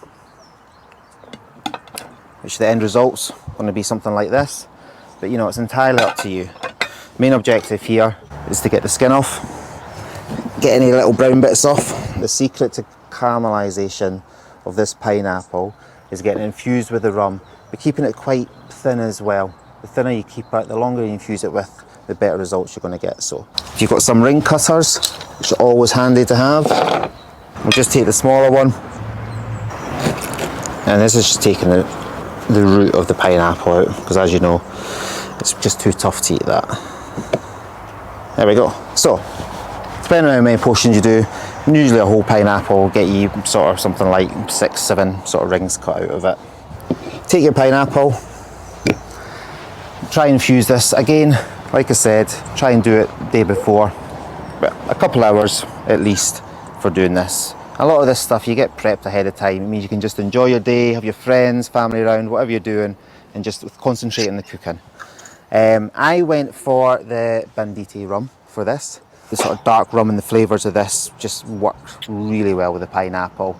You know, it's a classic, and it's a classic for the reason it just works. So just give this a good sprinkle in there. If you've got a little bit of brown sugar as well, just sprinkle a little bit of brown sugar of it. Set that in the fridge. Like I say, minimum 2 hours before, but the longer the better. So, pineapple out of the way. It's just another couple of jobs that you would do, again, ahead of time. Some puff pastry. You can buy good quality puff pastry from the shops. Usually get the pre-rolled stuff. All you're going to do is you just roll it out, lay it out flat. Again, I've used the ring cutters, mainly because it works well with the pineapple of how I'm going to plate it up. So you just cut out discs, a little bit of egg wash, just paint it across, and then just get on a metal tray with some greaseproof paper, another bit of greaseproof paper on top, metal tray on top of that, in the oven, 180 degrees for about 15 minutes, and you should have a nice little puff pastry biscuit. You've put the metal tray on top to stop it from rising, but that's just going to sit nicely on top of the pineapple once it's done, and then you're going to get your ice cream on top of there and finish it off. So, ice cream, pineapple, puff pastry. These little beauties, I have to say, are fantastic. Raisins, soaked in, I've gone from dark matter rum here. I played around with different rums. I wanted to use a combination, try different flavourings. This worked really well with the raisins. This is dead easy. Get your raisins, it's 2 weeks before, stick them in a kilner jar, fill them about halfway up, because when you pour the rum into it, you just want to pour the rum level. The raisins will absorb the rum and they'll start to plump, so it will increase in volume. Do that, stick it somewhere dark, cold, forget about it until the day. And then last but not least, we have, which I'll come and show you now. This is just a little rum caramel that I've made earlier. Now this is easy peasy and you can literally just make this in the morning. Again, the recipe's online, but you're literally just taking, you'll have some cream left over from your ice cream. You've got your butter, you've got some muscovado sugar, you've got some, I've used some sea salt in it. You can use a bit of smoked sea salt. Just, that really just brings out the flavour. The rum I went for, let me just swap about, is the brass neck rum. Looking into this had a little bit of flavour of tonka bean come through it. I love tonka beans. It's a little bit of a cross between vanilla and coffee. I use it a lot when I'm cooking desserts, and I found that worked really well with the muscovado sugar. You know, it had that, just sort of helped with that richness and a real sort of feel-good flavour to it. That, everything gets put in the pan, bring it up to the boil for about 5 minutes. It's really just to get it all incorporated, reduce it down. I'm going to stick this on the barbecue now, so you'll see the colour start to change and it'll start to get darker, and that's what you're looking for. It's just going to run nice and easy off the back of the spoon. So this is the pineapple that's been infused with the banditi rum. That's what I've gone for here. This is my Bernazette or brown butter. I think I mentioned it earlier. Paint a little bit on. Not too much.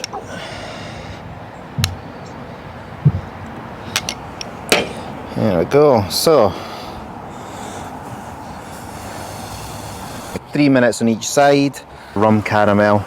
I've just had that on the corner of the barbecue. Now you can just see it's just starting to take a darker colour. Lovely syrupy consistency. And we're just going to use this just to drizzle over the end of the pineapple. So we're just going to assemble this. So again, you can plate this however you want, depending on how you cut the pineapple. I've just done this for convenience. So I've taken the pineapple, puff pastry disc, I'm just putting on top of it. It's basically pineapple tartatan. That's pretty much what we're going for here. You've got all the elements of it, we just deconstructed slightly to incorporate the barbecue. So I've got some ice cream that was made a couple of days ago. Scoop that. So I'm simply going, put my ice cream in the middle. Got my desiccated coconut. I'm just going to sprinkle that over the top. Some of these raisins. Just going to plop these down. Drop these around it. There we go. Let's move that to the side. And then we're just going to take our rum caramel. Grab a little spoon here. And this, we're just going to lovely dribble that all around. This is beautiful, this. Amazing. So there we go. I think there was I think you can see the end of the final dish on Facebook or Instagram. I think it's just came up short there a little bit, but I have to say I did love this dish a lot. I mean, the idea originally was I was going to do a pineapple tartatan, but then I thought, well, I'm outside at the barbecue, let's just break it down and do it that way. And that Freddie, your brass neck rum. I was doing a dish. Yasmin producer sent this down to me. And I was actually doing a dinner function. And I'd done a parfait. I'd done a sort of light muscovado sugar. I don't know if I mentioned that in the recipe, but I went for light muscovado sugar, and I was just doing a caramel sauce for this dish.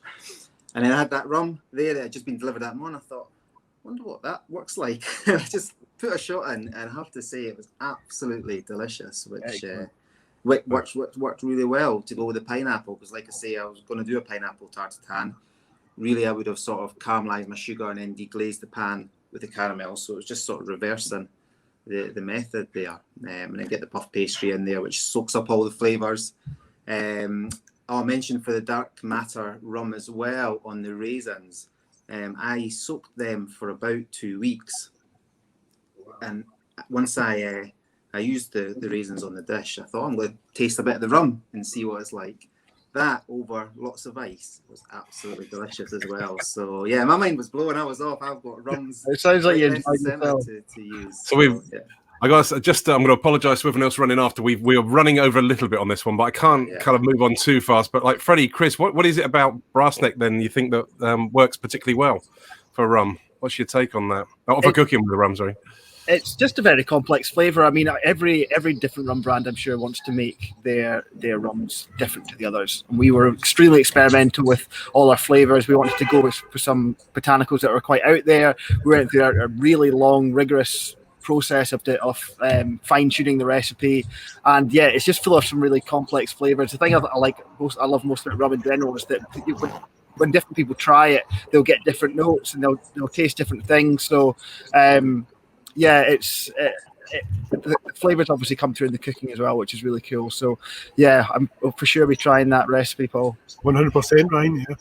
Yeah, I think that like from restaurants, and someone mentioned before, like it's so common to have. It used to be wine pairings with food, and then you see sort of like cask ales and all these sort of different beers getting paired with food. But I think there's a real sort of market there for rum pairings with food within restaurants, within a tasting menu, because there's just so many different levels of flavour that go with different things. And when I was researching, I even found like a list of cheese pairings, rum and cheese, which I never even thought of before. And I thought that's really interesting, like to match that up. So yeah, I've got a lot of research to do. That's for sure. It sounds like a lot of drinking as well, by the sounds of it, Ryan, as well. What's that? Sorry. It sounds like a lot of drinking as well, by the sounds of it. Yeah, well, I've got a few bottles to keep me going. So yeah, I'm in for a good night. The barbecue's not lit yet, though, unfortunately. But that's the next job. All in the name of research. Fantastic. Great. I think we managed to get a few moments with everyone on that.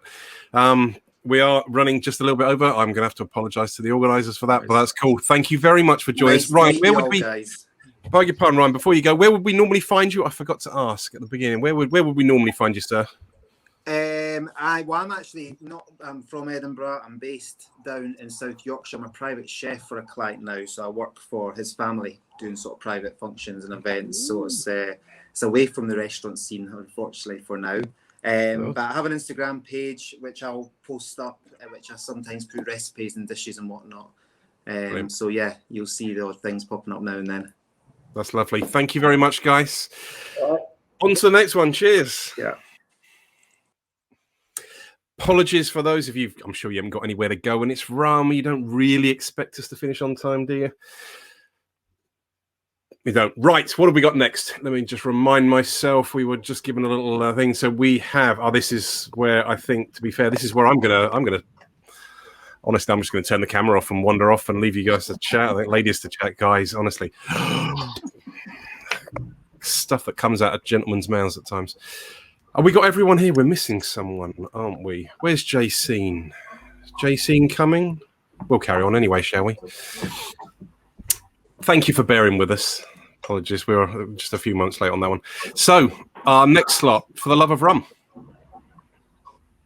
For the Love of Rum. What we've decided, let's find a group of ladies that represent different aspects of rum world production, all the rest of it, and even saying Joe, my friend Joe, who is not a rum producer like me, and we sit at these events going like, God, I wish I was a rum producer. It's really awesome being hanging around. But let's start. So we'll start whether Jacene's going to dial in and join us or not. We'll get going anyway. Why rum? Let's tell you what. Answer the question. So take it in turns to why rum, but maybe just a minute just to quickly introduce yourself as well, and let us all know what it is that you do in the world of rum. Claire, do you want to go first? Top centre. Sure. Hi, Peter. Nice to see everyone. I'm Claire Kinlock. I'm the founder of Cabezon Rum, which we started last year. We are bringing in a select blend that's been tropically aged and finishing it in Pedro Jimenez casks and Speyside. And we launched our first batch in May, end of May. So really happy to be here. Thank you very much for the introduction. Joe, you're up next, girl.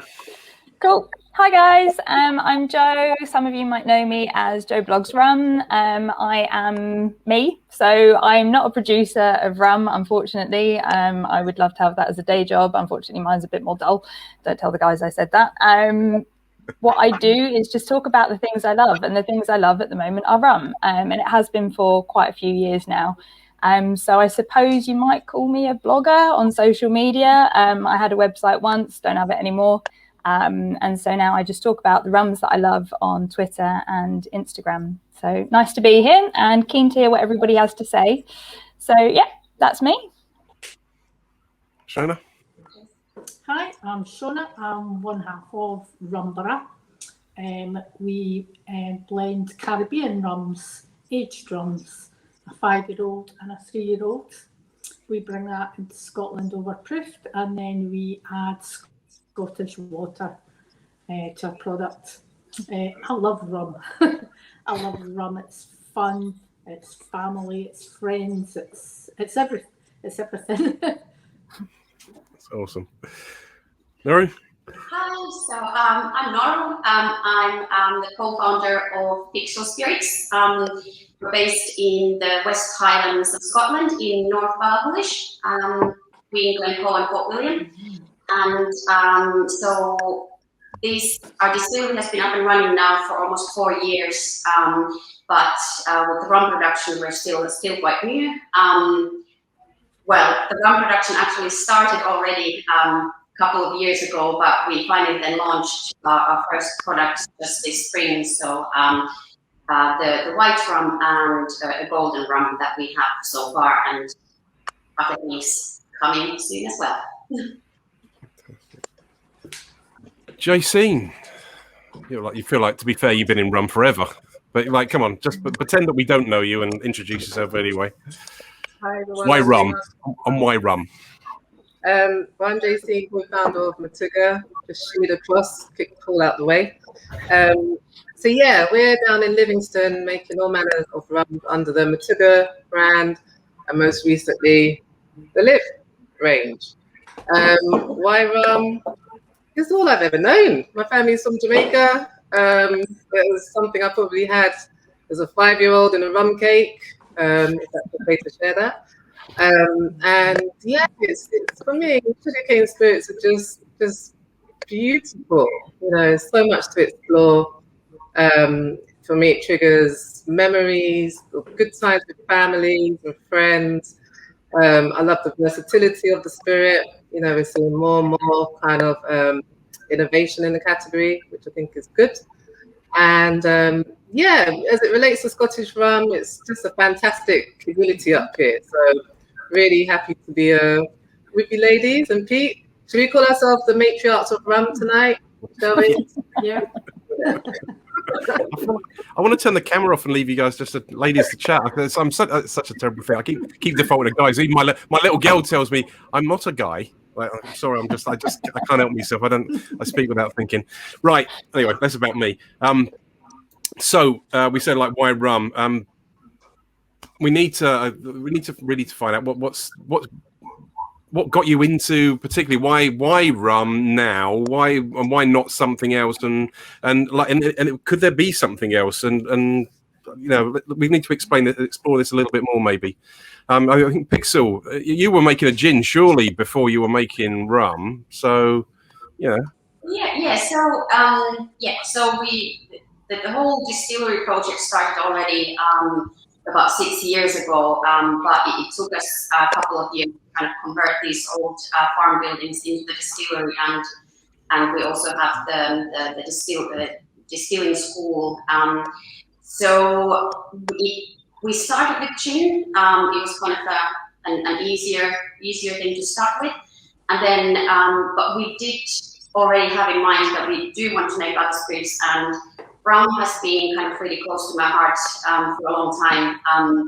I kind of was first really introduced rum when I went traveling in my early 20s to Cuba and Dominican Republic. So that's kind of when I found out that rum is not only something that you mix with Coca-Cola. So kind of was introduced to some quality rums, and it's kind of been ever since kind of one of the titles of my choice. And about 3 years ago, we then went on a little research trip to Holland, not to Caribbean or anything, but to Holland to visit some rum distilleries there, and there were some extremely helpful and nice rum distillers there that took us to their distilleries and answered our questions. We had already started kind of really looking into, you know, all the different aspects and all the equipment that we need to buy and things like that, and had actually some already in place. But it was just really nice to actually see the production there and talk to distillers and kind of maybe verify a few things that we thought might be the case or might not be the case, and how it all happens. So yeah, so it's been a few years that we've been kind of getting to this point where we have products launched, yeah, it's great to be also making something from scratch. With gin distilling, we didn't really see the point in making a neutral grain spirit ourselves, because it has to be neutral. So you have to do a lot of work just to get to something extremely neutral, which kind of, you know, you then anyway have to distill with botanicals and flavors. So it's been really, really interesting and nice to really make it from scratch and do everything yourself. Horribly messy though, but a lot of fun and really interesting. And we're still learning and we're still testing different things, and you know, still. So we're in very, very early stages in that way. Cool. We've got. I kind of want to ask the obvious questions. Do you get, being a lady in this industry? Is it a problem at times? Do you get blokes kind of being like, kind of almost like talking over you, talking past you? You know, like, where is the boss there? You know, is this? I think we're all feisty women. Feisty Scottish women. There'll not be many blokes talk over the top of us. I think when we go to markets and things, 70% of our clients are women, and they're women that like fun. They're women that want to try rum, or they've had rum and cocktails on holiday and things. And quite often they're dragging their partner or husband along and say, "You must come and try rum. Rum's fabulous." So it's kind of the women taking the lead where we're working anyway. Cool. Anyone else on that? I think there's definitely a lot more permission, Peter, around rum, particularly if you compare it to whiskey. And I think one of the benefits of being in the rum sector is one of the interesting things about the rum sector is its ability to kind of open up the sipping market to people that maybe haven't really connected with single malt whiskey. So I think that's a really interesting part of what rum can do. It's still, you know, an interesting, complex spirit, but actually it's smoother than a lot of whiskey. So actually, I think more women, that's why it's more appealing to more women, actually, because it's just a bit more palatable. So I think by default, the industry is just a bit more accessible, both from a consumer and from a business perspective as well. Yeah, I'd agree with Claire. Becky Pastian's done a lot in whiskey to kind of open doors and champion women in the industry. And yeah, there's certainly efforts in this across the spirits industry, and rum is no different. But I do find it's an accessible category. I can't say that I've had any issues. As Shona says, we're all quite strong women, and you know, we're leaders. We're leaders, and that's what it is. We're businesses. We're leaders in rum, and you know, whether we're having people at our distillery on tours, you know, certainly have, I feel, respected and heard. I can say back in the day, you know, in business, I had encountered a few associates, you know, when they'd emailed, almost responding to speak to Paul, like, hello, no, you you're going to deal with me. There's no point emailing Paul. He's not going to reply anyway. That would be a mistake. So, I mean, that's one incident. But, you know, generally, no issues. And I think what we're doing even tonight, I've never been in this sort of forum, if I'm honest, women in rum. You know, more of this. All people need to see is examples, whether on the producer side or like Joe, who's fantastic, you know, in all manner of forums, sipping along, you know, the best of them. She is one of the best in terms of her palate and her passion for the industry. So I think, you know, onwards and upwards, basically. This is a snapshot in time, and there will be more of us kind of leading in rum going forward, I can tell you that.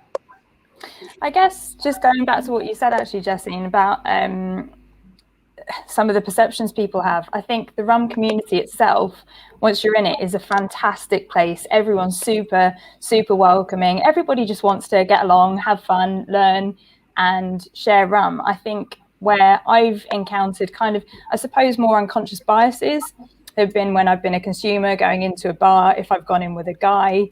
There was one particular time quite a while back where I walked in with a guy who was a bit older. The bartender looked at me, looked at him. We're in a rum bar. He looks like a whiskey drinker. Looked at me, looked back at the guy and said, "What do you want to drink?" You know, point blank, didn't even acknowledge that I was there. And the guy said, "Well, I'm not here. Like, you know, she's the rum girl, ask her." And the bar guy said, "Okay, well, what kind of rum do you like?" And I said, "Well, this is the kind of stuff I'm into." And he said, "Well, what about this one?" I said, "Well, actually, I found that was a bit orange for my palate." And he kind of almost took a physical step back and was like, "Oh, okay, she does actually know what she's talking about." And I think it's those small unconscious biases that people have that, you know, I think they still exist. There's definitely less of it now, I'd say, that I'm encountering, but it's definitely still there. I've still rocked up to rum launch events. There was one I was at about 3 years ago where, again, walked in with a guy and they thought that he was Joe, which is also an interesting one I come across sometimes. No, he definitely wasn't a Joe. And when it came to the drinks, the punch went straight to me and the old-fashioned went straight to him. And anyone who knows me knows that my favourite drink is an old-fashioned. So it's those kind of biases that I do still come up against. But I think by and large, you know, once you're in the rum community, people just want to get along. People just want to share stuff and just share what they enjoy, which is exactly what I'm about, really. So it's interesting, and it's really great to see so many women kind of leading the way. So it's really exciting to be alongside you guys tonight. Or you ladies, if we want to go for the terms. I wanted to also say that, I mean, within the industry, I think that distillers in general are just such a great bunch of people. Whether they're rum distillers, whiskey distillers, gin distillers, they are really, really nice, helpful, friendly, you know, bunch of people. So, you know, I've never experienced, you know, within the industry, within kind of distillers, I've never, ever, you know, seen anyone think that, you know, I'm in the wrong place because I'm a woman or anything like that. You know, it's everyone's very friendly and nice and equal. Cool.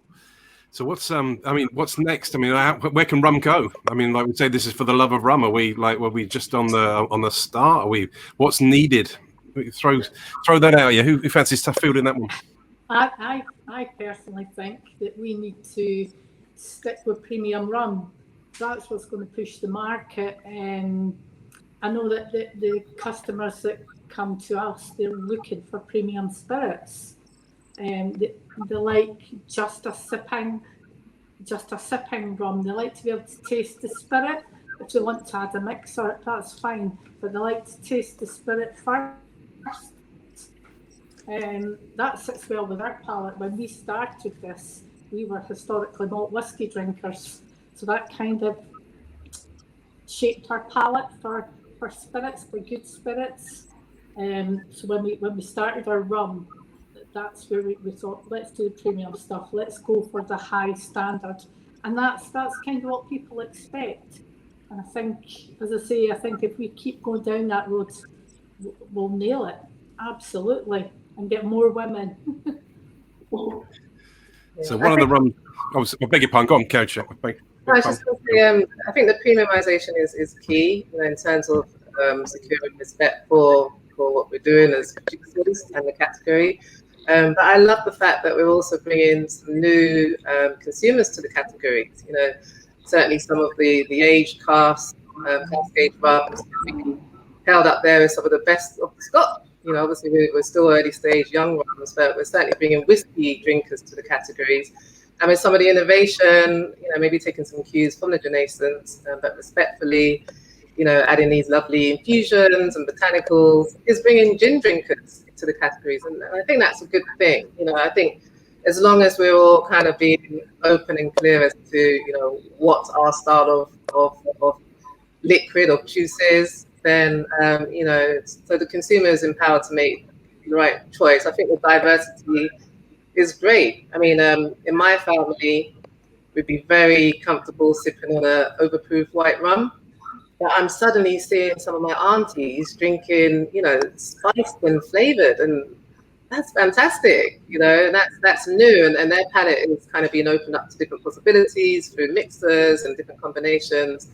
So I'm certainly one to champion innovation in the category, but I'm also one to champion some clear classifications, which is also what's happening, as we kind of see this nascent Scottish rum category grow.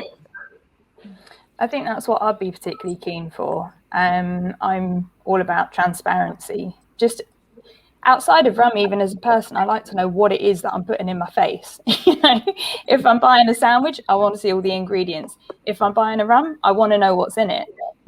And to me, that kind of transparency is where I really hope things go. I want to know what's in it. I want to know how it's made. I want to know where it's made, how long it's been aged, if it's been aged, what type of aging it's had. But I know that there are different types of markets. Not everybody's going to care about all of that. But I think if we want to move people into the sphere of rum to understand the breadth and the depth and the variations that exist within the category, it's almost those things that people need to sort of have drip fed to them so that they can understand what it is that separates one rum out from a different one. And when they're stood in, a shop or a bottle shop or wherever, or scrolling through online, what it is that is part of the rum that they like. Is it the type of cask it's been aged in? Is it the place of origin? Is it something else altogether? Do they actually really like rum that's spiced? Do they actually really like rum that's got sugar in? It's all those different things that I think within the category, you need to be equipped with those skills to be able to navigate it in a way that keeps exciting you and keeps you interested, because there is so much to it. So whilst there's a lot of innovation going on, I hope that innovation continues with some narrative around it as well, and with some transparency for the consumer, because I think that's really important for the longevity of the category. I completely agree with that, and I think the key thing is actually just around education, because the more people learn about the sector and its history and legacy and what the different production techniques are, the different flavors that you can detect in different rums, the more people will find something that they like and that they can enjoy. And I think sort of perversely, the lockdown, not just for the rum category, has actually allowed a lot of consumers to have time on their hands to maybe experiment at home, to be a bit more creative in the kitchen with food and drink and host online parties. And I think that's, has been a really good thing for the category. And I think that the education piece, I think, is really important, because it's not understood. It's as complex, if not more complex, in the whiskey industry. And there's just so much to learn, and you don't stop learning. So I think that's why potentially this is an interesting time to be coming into the category, because I think consumers' eyes and palates are open to trying new things. I think it's really interesting. Yeah, I think I'm kind of very much comparing the current situation with rum to kind of the gin boom that we kind of just, I suppose we're kind of still in it, but I'm kind of waiting every morning that when I open Facebook or I don't know, some websites, that there's the first peak rum is going to be here, or some glittery rum or something like that. So You see, I mean, it's interesting also. I think, yeah, the education really needs to be there, and some transparency as well, more than there maybe is now. But it was really interesting with gin. What I saw, or what I experienced myself, was that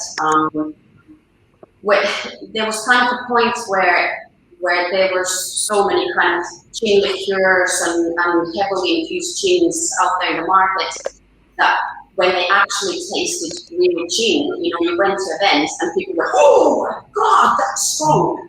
And you went, yeah, it's gin. It's, 40-odd%, oh my God, that's really strong.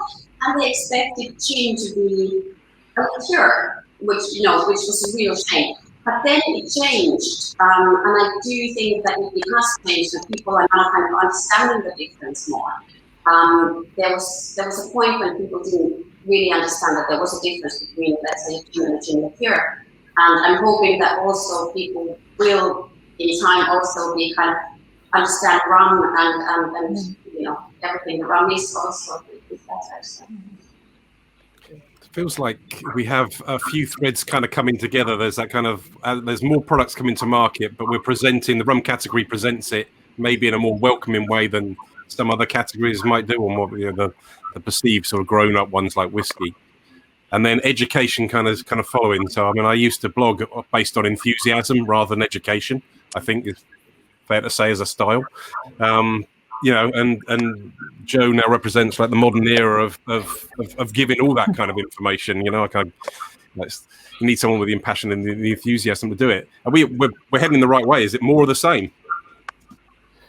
Yeah, I think we're benefiting from the work that has happened as a result of the gin boom, meaning that consumers are asking so many more questions now. And holding us all to account. And I love that. I mean, I remember being on a Rum Fest London stand in 2015, and the objections that I had to overcome, telling people that this rum was made in the United Kingdom. Oh, that can't be any good, I love a Jamaican rum or a Venezuelan rum, literally laughing at Paul and myself. Fast forward now, there is a scene. There is a viable scene of UK-made craft rum, across this island. And I think that's fantastic, and it's only going to grow. And, people are very curious about, for those of us who are making rum from scratch, how are you doing this, in Scotland, in the UK? So, there is no guidebook for this. So Paul and the distillers are creating that Bible.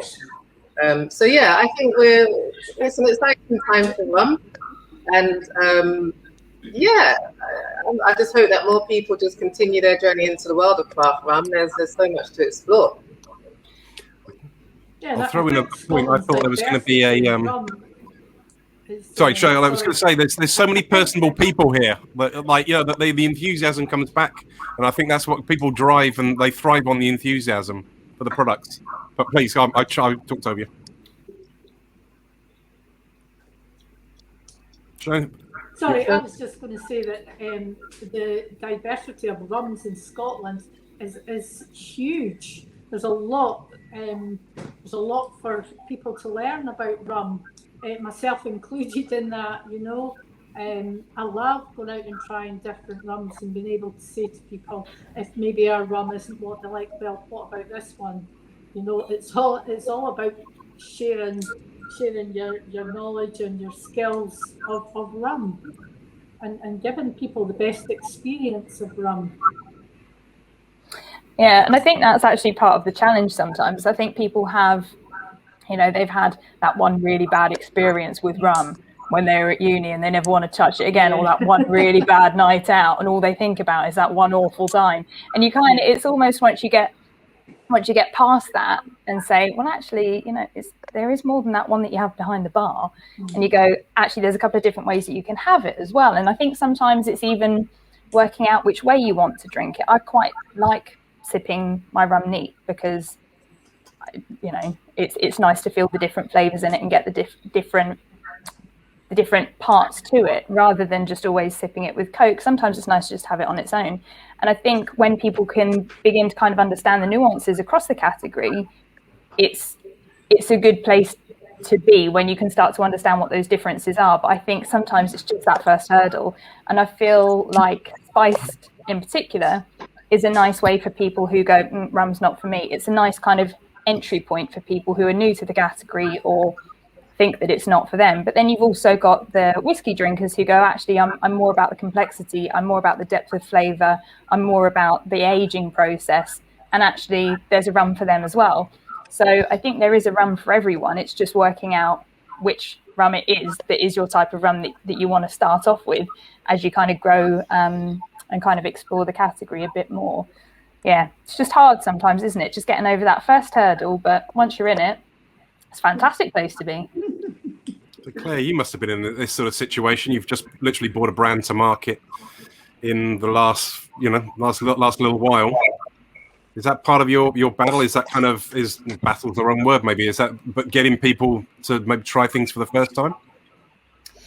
Yeah, I think so. I mean, I think, as has been mentioned sort of so far this evening, rum is a fantastic sort of versatile spirit. Well, most rums are quite versatile. So, you can drink it neat. You can certainly from our perspective, there's lots of ways that you can serve it in terms of cocktails. So I think being creative, demonstrating different flavor profiles with how you can consume it, just as Joe mentioned, I think, within the sector, we always talk about consumers being on a journey, but, they don't have to change their flavor profile over age. They can just stick to their old fashioned for the whole of their life if that's the drink for them. And I think it's about finding the right one for you. And if that means you want something that is maybe more of a kind of pure spirit drunk neat, or you're happy with a long mix of a spice or flavored rum, then it's about people identifying what they really love in the category and connecting with it through their connection of a brand or a product. I don't think it's necessarily about reaching an elite point, if that makes sense. I do think premiumization is important from a kind of quality transparency perspective, but I also think it's about personalization and personal choice too. And that's what the category can give you, is choice, which is great.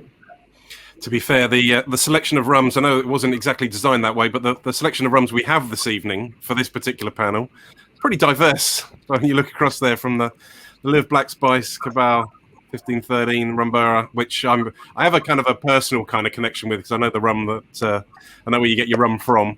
Pixel, obviously making from scratch and as presented in a white, and then we have got the it's a coup. Quite how we secured this one, but we've got the Scotch Malt Whisky Society rum, which is fairly cool. Is it worth just maybe highlighting what stands out for you for each of your brands, and maybe Joe, put you on the spot, but you'd tell us what maybe attracts you with the Scotch Malt Whisky Society rum. I haven't even got into it yet. You have a few moments with that one, but maybe JC, maybe you fancy tell us a little bit about your rum. Yeah, I'll leave Paul to talk about Matugga. I'm chatting about Live tonight, which is our baby brand. Live allows us to be a house of rum, meaning that Matugga is all about the cask age, and Live is the kind of spirited, youthful brand. Nothing touches the cask. So there's a white rum and then these infusions. So we got a different take on the spice rum here, which is in the pack. Live Black Spice, a different infusion. It's got Scottish heather, some warm spices, and some molasses added back in. So if you're sipping it neat, great. It works really nice over ice cream and with sticky toffee pudding, I've been told. But as a mix, I'm having it tonight. Rum and cola with some maraschino cocktail cherries over ice. I'm quite happy with that. So cheers, everybody. Cheers. Cheers. Yeah, a little bit of innovation there, playfulness, respectfully, we do everything naturally, natural flavors. Live really is the story of us moving from London to Livingston. which in itself has been quite an adventure. And yeah, it's very much a Scotland forward brand. I got to say that that I know that you're the rum making process, and you make some big rum, big flavored rum, and all the amount of flavoring that you put on there, that rum shines through massively in this. You're not hiding it at all. No, it's not. It's still very much punchy rum base coming through there. So yeah, it's young, it's youthful. Certainly designed for mixing, and yeah, it's a baby brand. We only launched it in the last year in the pandemic. So yeah, early days. Cool. Nora, what about you've got your brand new. I mean, I really enjoyed recording the pre-record with you guys, because I actually had a chance to have a little look around the distillery and understand it a little bit more. We can't go into the full detail of production. That'll take a little bit too long. But like, maybe you can give us a little headline of what we've got here, because it's an unaged spirit that's in the tasting pack. So yeah, well, we have the white rum. So that we obviously make it from scratch here in the West Highland Distillery. These are part of our artisan range, so very, very small batches. When we started rum production a couple of years ago, until kind of this last winter, we only had a small 100-liter still. And if anyone knows anything about rum production, it is very time-consuming to do it on a still that size. So we had to do 12 stripping runs to get one finishing run to get a few liters of product. So really, really slow. But then this past winter, we finally got our larger 500-liter still up and running. So that kind of makes it a little bit easier. But yeah, very small batches. The white rum was that came out in April this year, and then the golden rum in May this year. The golden rum is, because it's cask aged, and it obviously takes a while to age in the casks. It is coming very slowly. So yeah, we have at the moment we have a wait list for the next batch, and I think the next batch is sold already. Waiting list is good. We're trying to get more into the cask. We didn't really know what to expect when, how much, how popular, let's say, the golden one would be, how people would react to aged rum and things like that. So we didn't quite understand how popular it would be. So we're trying to get lots of barrels filled. At the moment, so the ones that we've released so far have been all in virgin oak casks, but we have now rum maturing in other types of casks as well. And we are also kind of testing lots of different things, and we are kind of planning to do a spiced rum and botanical rum as well. So yeah, just. So I'm conscious from the organiser's point of view, I just want to kind of get us back on track a little bit if I can. But like, if you could summarise very quickly, like, who's the sort of person that you're selling to at Pixel Spirits? What sort of demographic? So far, I think that our customers have been quite well educated, usually in kind of in the sector. We've never, so for example, well, obviously with the gins, we've never done anything kind of, it's all been kind of true gins, no infusions, no artificial flavorings, we've kind of tried to keep it quite kind of clean like that.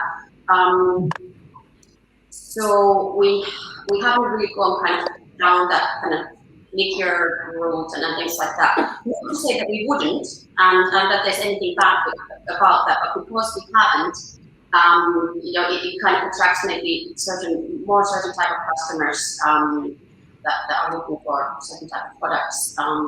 So yeah. Cool. I get a feeling this is more of a self. You got people that are going along, they're interested in the process and they want to buy local. I guess this is kind of where I was sort of aiming for. But Shona, what sort of? I mean, you've been out and about on the road getting rum in front of people for a long time. So you're the people you're in front of.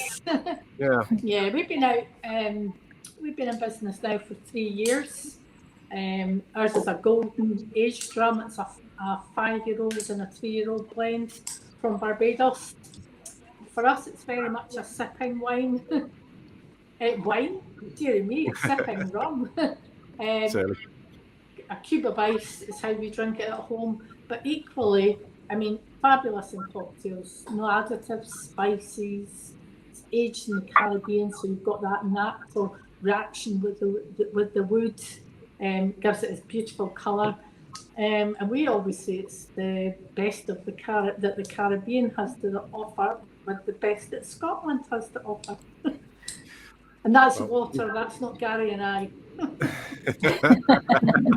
Yeah. I can't disagree. We hope that we get out to the Caribbean in November, and hopefully we'll be doing some tasting while we're out there for maybe a second product. That would be the plan. Watch this space. So Claire, like you say, so is there any kind of vibe with the people that you're getting in front of? Is there a kind of common factor, or I mean, your products? Tell us about that. I am going to pinch a few minutes. I know the organisers are flicking up. The next one's at 8 o'clock. I think that's more of a guideline. And, that's all right. Marshall rule. We got a few minutes. That's okay, no problem. Yeah. So I mean, the main thing about Cabezon, so we launched the business in the middle of the pandemic and managed to get our first product to market, as I say, just about 6 weeks ago.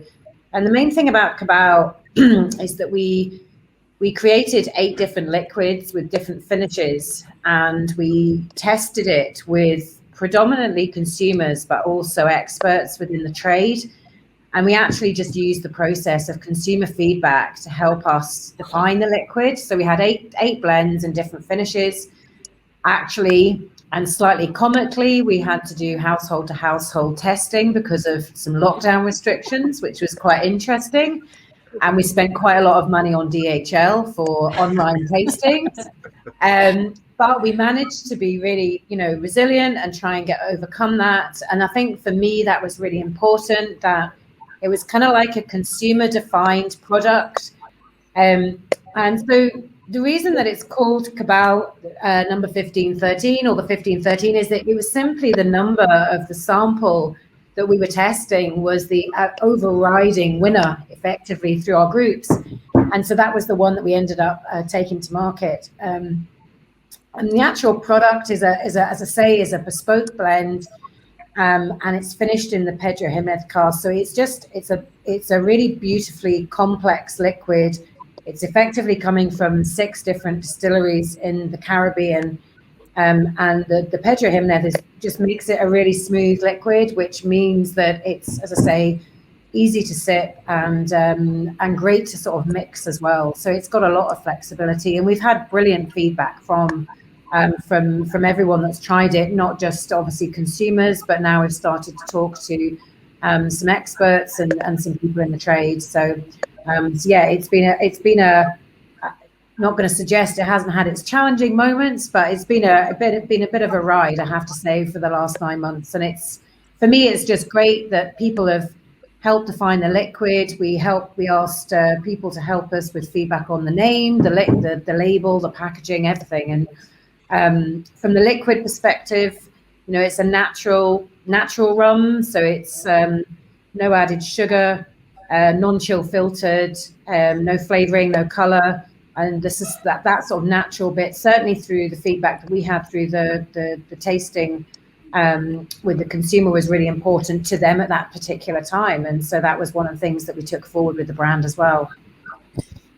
Feels like you've a lot of hard work, but you've kind of hedged your bets by making sure that you're going to appeal to the most amount of people. That's a savvy move. I like that one.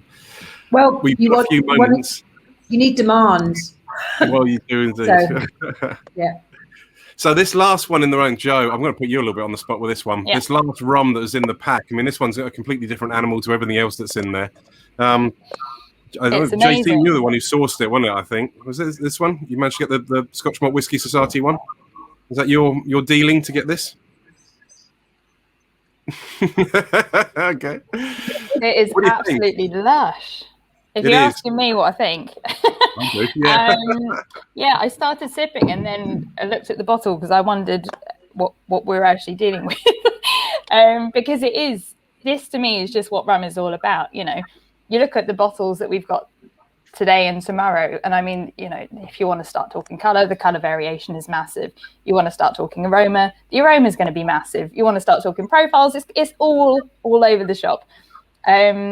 And so I spotted it was 65.6, but that was after I'd already started sipping quite a lot. So, so that was quite interesting. Jamaican, yep, really up there, really punchy. I was noting it down as I went along. So I've noted kind of dried pineapple on the nose. In the mouth, I've just put jammy, jumps about a lot, which is nice. It's quite exciting to have something that's a bit all over there. For me, there was a bit of nuttiness as well. So fruit-wise, I'd go for papaya, maybe a thin bit of mango hanging about. There's some marzipan in there somewhere. But there's some kind of, after a while, it felt like there was a bit of kind of earthy straw kind of stuff going on. But there's a nice creaminess that runs all the way through for me. And I think that this kind of demonstrates to me why I love rum. There's so many different parts to that one sip. You know, it's not one-dimensional. It's got so many different parts that every sip I was like, oh, maybe there's something else. You know, oh, nuttiness, that's not quite right. What am I actually trying to say there? Is it marzipan? Is it almond? Are either of those actually what's in there? And for me, I suppose it's just picking apart all of those different parts of the puzzle. That's why I love the category. And that's why I think, you know, wherever you are in the category, there's always something new to try. There's always something new to experiment with. And it just never, ever gets dull, which is why I absolutely love rum. It would be interesting to hear what other people thought of it or spotted. There's definitely a big peppery finish to it. But yeah, that was a really nice find. So thanks for including that in the pack. It's it's quite a nice Friday treat after a big week. So thank you. Awesome. Right. In order to not upset the organisers too much, I think I'm going to call that one there. Thank you very much, ladies, for joining us. I think we've got a fantastic selection of rums, something for everyone. And what a welcoming panel. Brilliant. Right. Shall we move on to the next? Thank you all for taking the time. Right up there. Not doing too bad. Nearly 6 minutes. A couple of hours in, only 6 minutes. And there's Jack. Right. So I think I don't have to do a lot with this one, do I? From memory. No. I think this is all about you. Brilliant. I'll take it from here. Okay, so I'm going to be showcasing 4 of the rums in the pack. So we've got the Seawolf White Rum. We've got the J Gao aged 3-year-old pure single rum, the Island Slice Spiced, and the Jacobite 45. So let's start with the Seawolf. Let's go left to right. So the Seawolf's a white rum, as I'm sure you all know, and today I'm going to be making you a daiquiri with it. So for a daiquiri, you want a good glug of rum. So I tend to go for 60 ml into the shaker. 60 ml of that, and then half a lime worth of juice, and it goes to. And if you want the extra bitter lime notes, chuck the lime in with it. Then we've got a bit of pineapple syrup. So this is a caramel syrup that I've talked extensively on my Instagram about. You can have a look at that. Where you make a caramel and then boost it with a fruit juice. So that's a caramel boosted with pineapple juice, a bit of salt to bring out the flavour. And I'm going to shake it all up like so. Important thing with cocktails is loads of ice. So completely fill the shaker. That gives you better control over the dilution. Bang the head on it.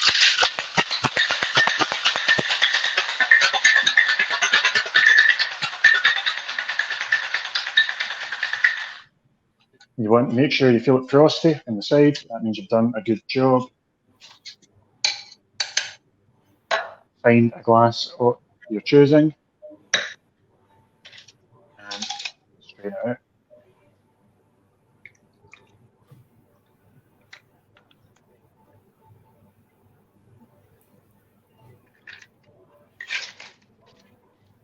can then garnish it with a wee slice of dehydrated lime. I make these by chucking a tray of them in my boiler cupboard, but it's up to you. You can do it in the oven if you want a bit of speed. So when you chuck the lime in with it, you get the oils from the skin, and then that way you get extra lime flavour without making the drink too tart. Next up, we have the Jagow Revenge. This is an aged pure single rum hailing from Orkney, as you probably already know. And this drink I call banana in your pocket. So the Revolver is a cocktail comprising of whiskey and coffee. And it's called a Revolver. And I thought I'll add banana into the cocktail to make a banana revolver. You can see where the banana in your pocket name comes from. So to a mixing glass, add again about 60 ml of Jagow rum, and then after that you can add a bit of coffee Amaro. So I use the Mr. Black coffee Amaro, but you could infuse your own Amaro of choice. And if you don't know what an Amaro is, it is a bitter Italian liqueur. Campari, for example, and Aperol are Amaro too. So I've used the Mr. Black Australian coffee Amaro. We've used 20 ml of that. We have creme de banane from Switzerland. And this doesn't add like a green banana note. This adds a rich Demerara style molasses caramel note. 15 ml of creme de banane, chocolate bitters. Give a good few dashes of that. And again, you want to fill it with ice. So, chuck that all in to your mixing glass. Get your desired vessel. I will put some different ice in that. Maybe I won't, can't find it. I'm doing this to chill the glass. And then, so you can see what I'm doing.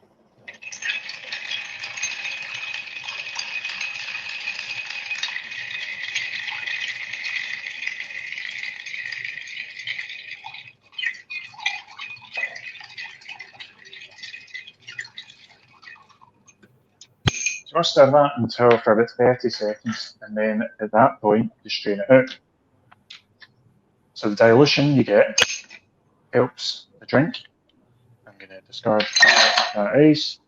You get a bit of dilution, which helps calm the flavours, but you don't have to strain it or stir it as long as you want if you prefer something a bit more heavy duty.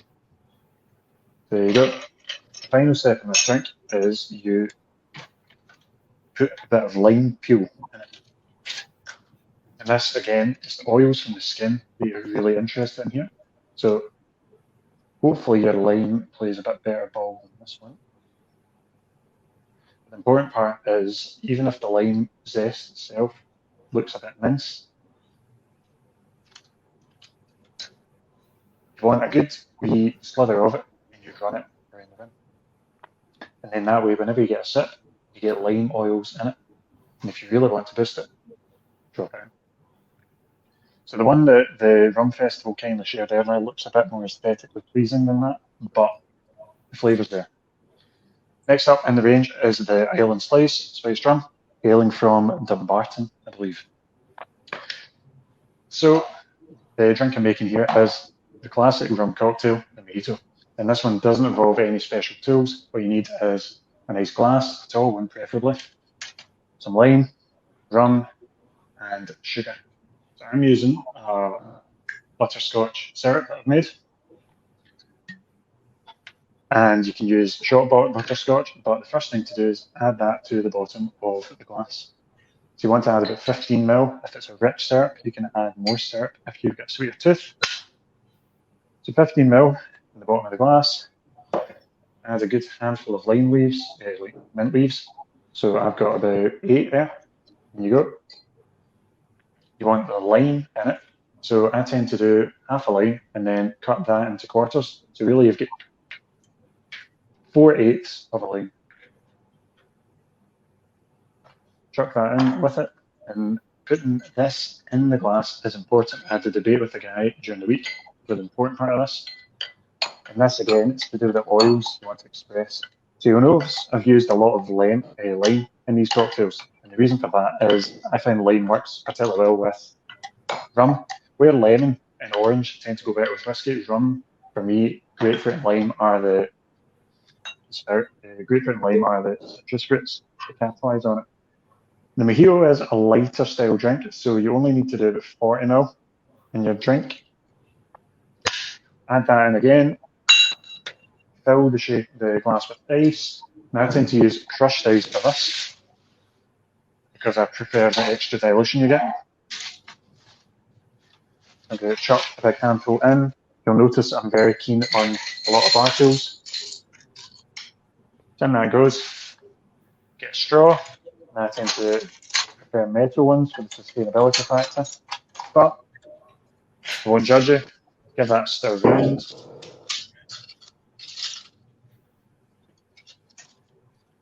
So same again, you want to stir it to encourage a bit of dilution into the drink. If you drink it straight away before doing this, it will probably be mostly rum and citrus juice, which won't be as enjoyable as if it's all combined, because this combines the oils of the mint and the oils of the lime, as well as the flavours within the syrup and rum. So once that's stirred down, you'll notice the ice is compacted a bit. Add a wee bit more to the top, just like so, and then off my headphones. And you want to garnish it with a wee bit more lime, because that way when you drink it, you get the oils of the mint in your face, which doesn't sound like a good thing, but trust me, it really aids the drinking experience. Like so. The spices in the Highland slice work particularly well in the mojito. I tend to prefer mojitos that have a bit more spice and flavour to them, because I like those flavours more. The mojito is probably one of my go-to summer cocktails, and if you know how to make a good one, it makes all the difference. Last but by no means least, in the cocktail lineup is the 45 Skinny Bird. So the Jungle Bird is a cocktail that this was inspired by, and it is originally from Kuala Lumpur in Malaysia. So the recipe is similar to a daiquiri. I suppose when most drinks that have a sour component are a daiquiri at some point, but you want to do 50 ml of rum, and the original recipe, I believe, used blackstrap rum. So even you could use this, you could split it with Matugga, for example, and you want to add equal amount of pineapple juice. So 45 ml of rum, 45 ml of pineapple juice, 20 ml of bitter liqueur, again on a Amari. So you could use the one we talked about earlier, or I've gone for Chinar here, which is made from artichokes. It doesn't sound on the face of it that it works, but I particularly enjoy using Chinar with rum. I feel like it really balances out the molasses flavours that you get. And last but not least is a 15 ml measure of what I call Glalernum, which is Falernum but made with iron brew. So exceedingly Scottish. Chuck all that in your shaker. Again, fill it with ice.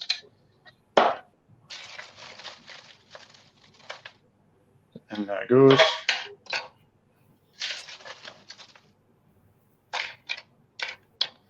Fill that with ice. Fire the head on it. Good shake.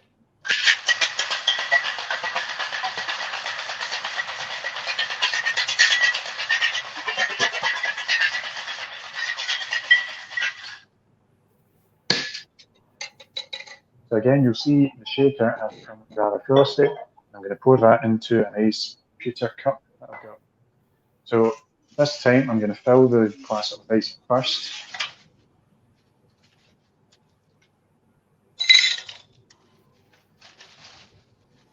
Now these wee pellets of ice I use, they are about the same size as crushed ice, but without anywhere near as much of a hassle or neighbour annoyances.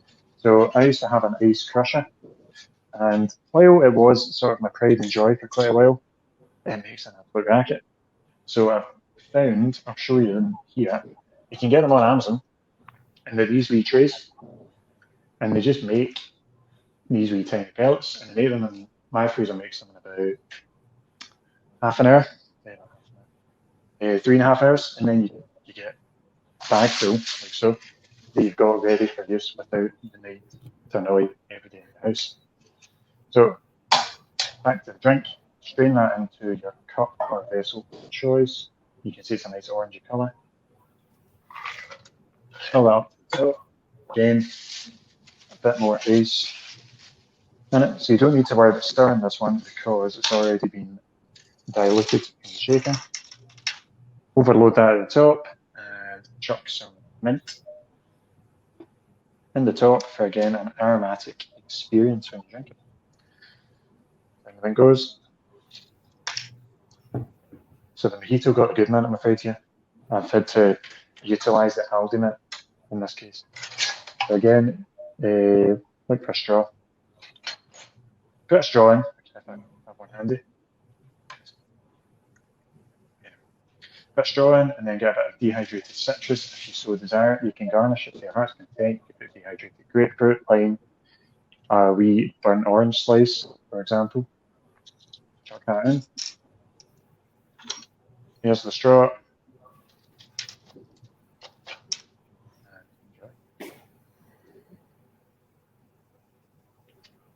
So my favourite thing about the Jungle Bird is you get a nice balance of bitterness with the use of the China or Campari, which is what's traditionally served with. But these are just 4 cocktails that you can easily make with the wealth of Scottish rum that is now available in the market. Out of the 4, my preference would probably be Banana Revolver, but I just like big pot still flavours. Fantastic. I'll tell you, mate, thank you for that. I'm actually feeling quite thirsty now. In the last one, I could have got straight stuck into a cocktail. So, like, we've well done. Thank you very much for that. Not a single drink knocked over either. Well done. Well, yeah. I've made up some time for you too. So you feel free to make a drink. We're doing well. Well, we've got 3 wonderful other guests here that are all about their cocktails in different ways. I know as well through chatting to before. We just before we kind of move on, like Jack. So where would we normally find you? What's the day job? Where does it keep you? So actually, the day job is completely different to this. This is just a hobby that's grown arms and legs. I actually work for an insurance company in Glasgow, and I got into cocktails on the back of just a hobby. My girlfriend and I would stop off at the supermarket on the way home from work, and we'd pick up a bottle of something at the supermarket. From then, the love of the spirit and the wealth of cocktails you could make with it really grew and grew. And about 3 years ago, this week actually, I decided to start taking photos of it and post it on Instagram. And from that point on, the creativity was sparked. I was making fancy syrups, I was looking at the different products, and I was getting to speak to the passionate people behind the products you see before you. And that's really what drove the interest in the field. I used to work at a hotel, but the most complicated thing was a pint of Guinness the day before, and occasionally a white wine spritzer, but that was the extent of it. So there's been no professional training, but I like to think I've learned from the clever people in the industry. That's awesome. Fantastic. Well, I think we're going to get some enthusiasm for cocktails here as well, because I think I'm right in thinking that we've got no trained bartenders here. But I know we've got a lot of we've got a lot of like career bartenders, but we have got a lot of folks who like a good drink. So, Sylvester, it's good to see you, man. Thank you for joining us, Colin, Alan. We've not spoken before, Alan. So, but I feel like I kind of know you from chatting to Jamie. So, Sylvester, what's your thing? What's with mixed drinks? Or what's your preference, man? To be honest, I mean, when it comes to my spirit, I probably prefer it. I've always said dark and dirty, but I like bold flavors. So I do like, for example, ginger beer as a mix. I do like a highball, any style of spirit, but with ginger beer, I like a lot of character. But yeah, as I said, I think very much sometimes your drink is dictated by your environment or maybe the time of day. And I'm not shy for a little mojito. I do like the clean crispness of it with that kind of citrus undertone. So yeah, I'm a big fan of mixed drinks and especially cocktails as well. I think Jacobite Spirits came about from a group of friends that kind of just went out drinking together, traveling around the world drinking together. Yeah, pretty much. As I said, a mutual love for, I wouldn't say a journey into into discovering a little bit more about drinks. I think that's how the best thing about this category is, as I said, the range in products, and obviously diversity in profiles as well. It just means your next favourite rum or whiskey or whatever drink it might be is just round the corner. So I'm hoping people enjoy this. Cool. Well, we feel like working around. Colin, like we're connected on Facebook, and kind of like every Friday night. Well, I don't know it's every night, but it feels like every Friday night, Saturday night. There's going to be a new cocktail that's going to be posted up on the feed. You know, it feels like maybe you need to start a separate feed, Instagram page for your cocktails alone. Is it important for you that using your rum like this? Yeah, it's a good way of showcasing it in different flavors. Everyone's into different things, more like citrus forward, or like me, I'm into like the dusty old man cocktails like Manhattans, and like subbing out whiskey for rum, and like cocktails that would normally use whiskey tends to work well, especially like the Revenge, because it's obviously aged in bourbon, so that works. That's my sort of style, but yeah, there's something for everyone, and it's just good to play about with. It's a bit of fun, I guess. My wife doesn't enjoy me shouting when I'm trying to get the perfect angle, like taking photos with a light and everyone's running out of battery and stuff, but nice for that one.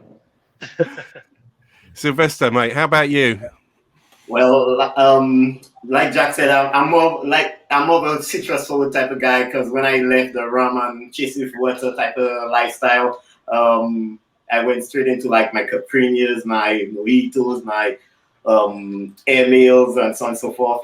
Straight into that. So that's the type of game I'm in. That's my type of flavors in terms of cocktails. So you're when we chatted, you talked about the like the rum shack kind of life back in St. Lucia. Is there much inspiration kind of drawn from that? In terms of cocktails, no. My inspiration on cocktails is actually from a different aspect of my life. It's a more New York, Germany type of lifestyle. Because in the growing up in the Cabezon, in the rum shacks, it's literally you take your rum, you taste it, you pour it in your mouth, you drink it, you taste it, and if it's because overproof stuff, you chase it with a little bit of water, and that's it. You're good to go. So more importantly, with I think I'm not sure we meant to have had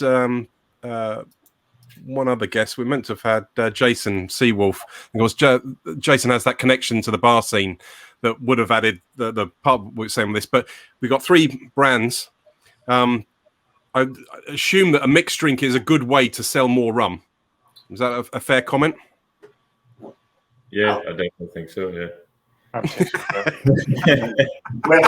you notice it at like more generic shows like the Highland show, and we've done it a few years, and we've been the only rum there. But then we would have like pre-batch cocktails, just simple like long drinks, just because so many people, just because of the whole gin thing, they drink it with the mixer. They're not used to drinking straight spirits, so yeah, it's a great way of introducing them to rum. Makes it a little safer for them. Yeah, a little bit less spicy. I guess this is part of the way we're trying to bring people into rum, aren't we? And we want it to be inclusive, so we don't want to make it difficult to take a sip. We have got a question come in, which I'll ask you now if it's all right. And this one's for Jack. Can we a clarification of what Glernum is, please? And perhaps how you make it, because that did sound awesome. So Glernum is my own creation. I've got about 3 bottles of it because I made so much at the time. But I've packaged it in this bigger gin bottle, and it's a combination of iron brew, which I boiled down to make a sort of caramel, and then I combined it with the traditional falernum. So the 4-square John D. Taylor falernum, for example, combines flavours like lime, grapefruit, almond, clove, cinnamon, all manner. It's like a masala mix of Caribbean flavours and spices. And I thought iron brew with its sort of citric flavours would work particularly well in that. And I would like to think I was right. So I've boosted it with other things as well. So there's vanilla in there. There's Ethiopian passion berries, for example, which are not very Glaswegian, but they add a nice passion fruit flavour to the rum, the Glernum, so to speak. And then finally, it's boosted with overproof rum. So that's actually got the live Navy strength in it to bring it up to about 10% ABV. So you can treat it. I tend to treat it more like syrup, because the Iron Brew viscosity has made it more syrup caramel-like. But I believe the lemon is traditionally used in a liqueur and creme manner. So you tend to use a higher quantity of that compared to what I use for the lemon. But I can share the recipe. It was actually made in partnership with Asda, so I can find that recipe and share it on socials if people That'd be awesome. replicate it. So we would find you on Instagram as @Scottish Mixology. Is that That's correct? me, yeah. Yep. So it's only me on the page. It's grown faster than us. I could sort of like keep up with how I wanted to keep it going. But Scottish Mixology is where you will find me on Instagram. I don't have a website yet. Yeah. Cool. So I can't. So for the others, I can't leave and move on to the next section before we've asked for your favourite mixed drink, cocktail, whatever it might be. So, Alan, what's your favourite use for 45? I think that's the one we put in the cocktail set. Go on, mate. No, I to be honest, as I said, I'm more flavour driven. I like bold drinks, so I like actually having it almost like an old fashioned as well, using that rum whiskey substitute. I think that I think a lot of the whiskey cocktails and rums can really interchange at times. So I do like more alcohol led drinks, and I'd probably go for an old fashioned. Fantastic. Colin, what's your favourite, mate? It's the signature serve for Revenge is my favourite. Like, I've put away a lot of those myself. It's basically a rum twist on the lion's tail bourbon cocktails. We call it a pirate's tail, obviously. And so it's like rum, lime, sugar, allspice dram, and bitters shaken with ice. Like, nice and simple, but like the allspice dram and the lime just really works. Fantastic. Sounds great. Sylvester, what's your recommended for this? Which one have we got in the pack, actually? Should I say? The spiced, I think. Yeah. With the spice rum, it would be a good old house rum punch. When I say rum punch, you know how we got white house wine in Italy? A house rum punch is basically similar. A rum punch from a very basic rum punch, just your fruit juice and your rum, and add a little bit of lime or fresh orange. Good to go. Keep it simple, huh? Yeah. Fantastic. Right. And thanks to the exceptionally hard work of Jack rushing through those 4 fantastic serves. We're just about on time there. Well done, mate. Thank you very much, guys, for joining us. Let's move to our next slot. Cheers again. Thank you. And some folks barely move. Look at that. Right, I'm really hoping. I've deliberately. Oh my God, it's Jamie Mack with a beard. Look at that beard. Fuck. Oh, I'm feeling excited. I've not been looking at the comments. I'm really hoping that we've built up a nice selection of. So, how are you all? Good. I haven't gone away too far. Jamie, what about you, mate? What have you been up to for a little while? It's been a long time since we've chatted, chap. Yeah, it's been a while. We had Hospital Live going on. The garden just getting watered in the background. Just been working away, keeping my head down, doing a lot of gardening, looking into a bit of rum, other projects, and just that's it. And now back here doing some stuff with Scottish Rum Fest. Got a little project on in Glasgow as well. So yeah, doing okay. Busy chap. Well done. Cool. So.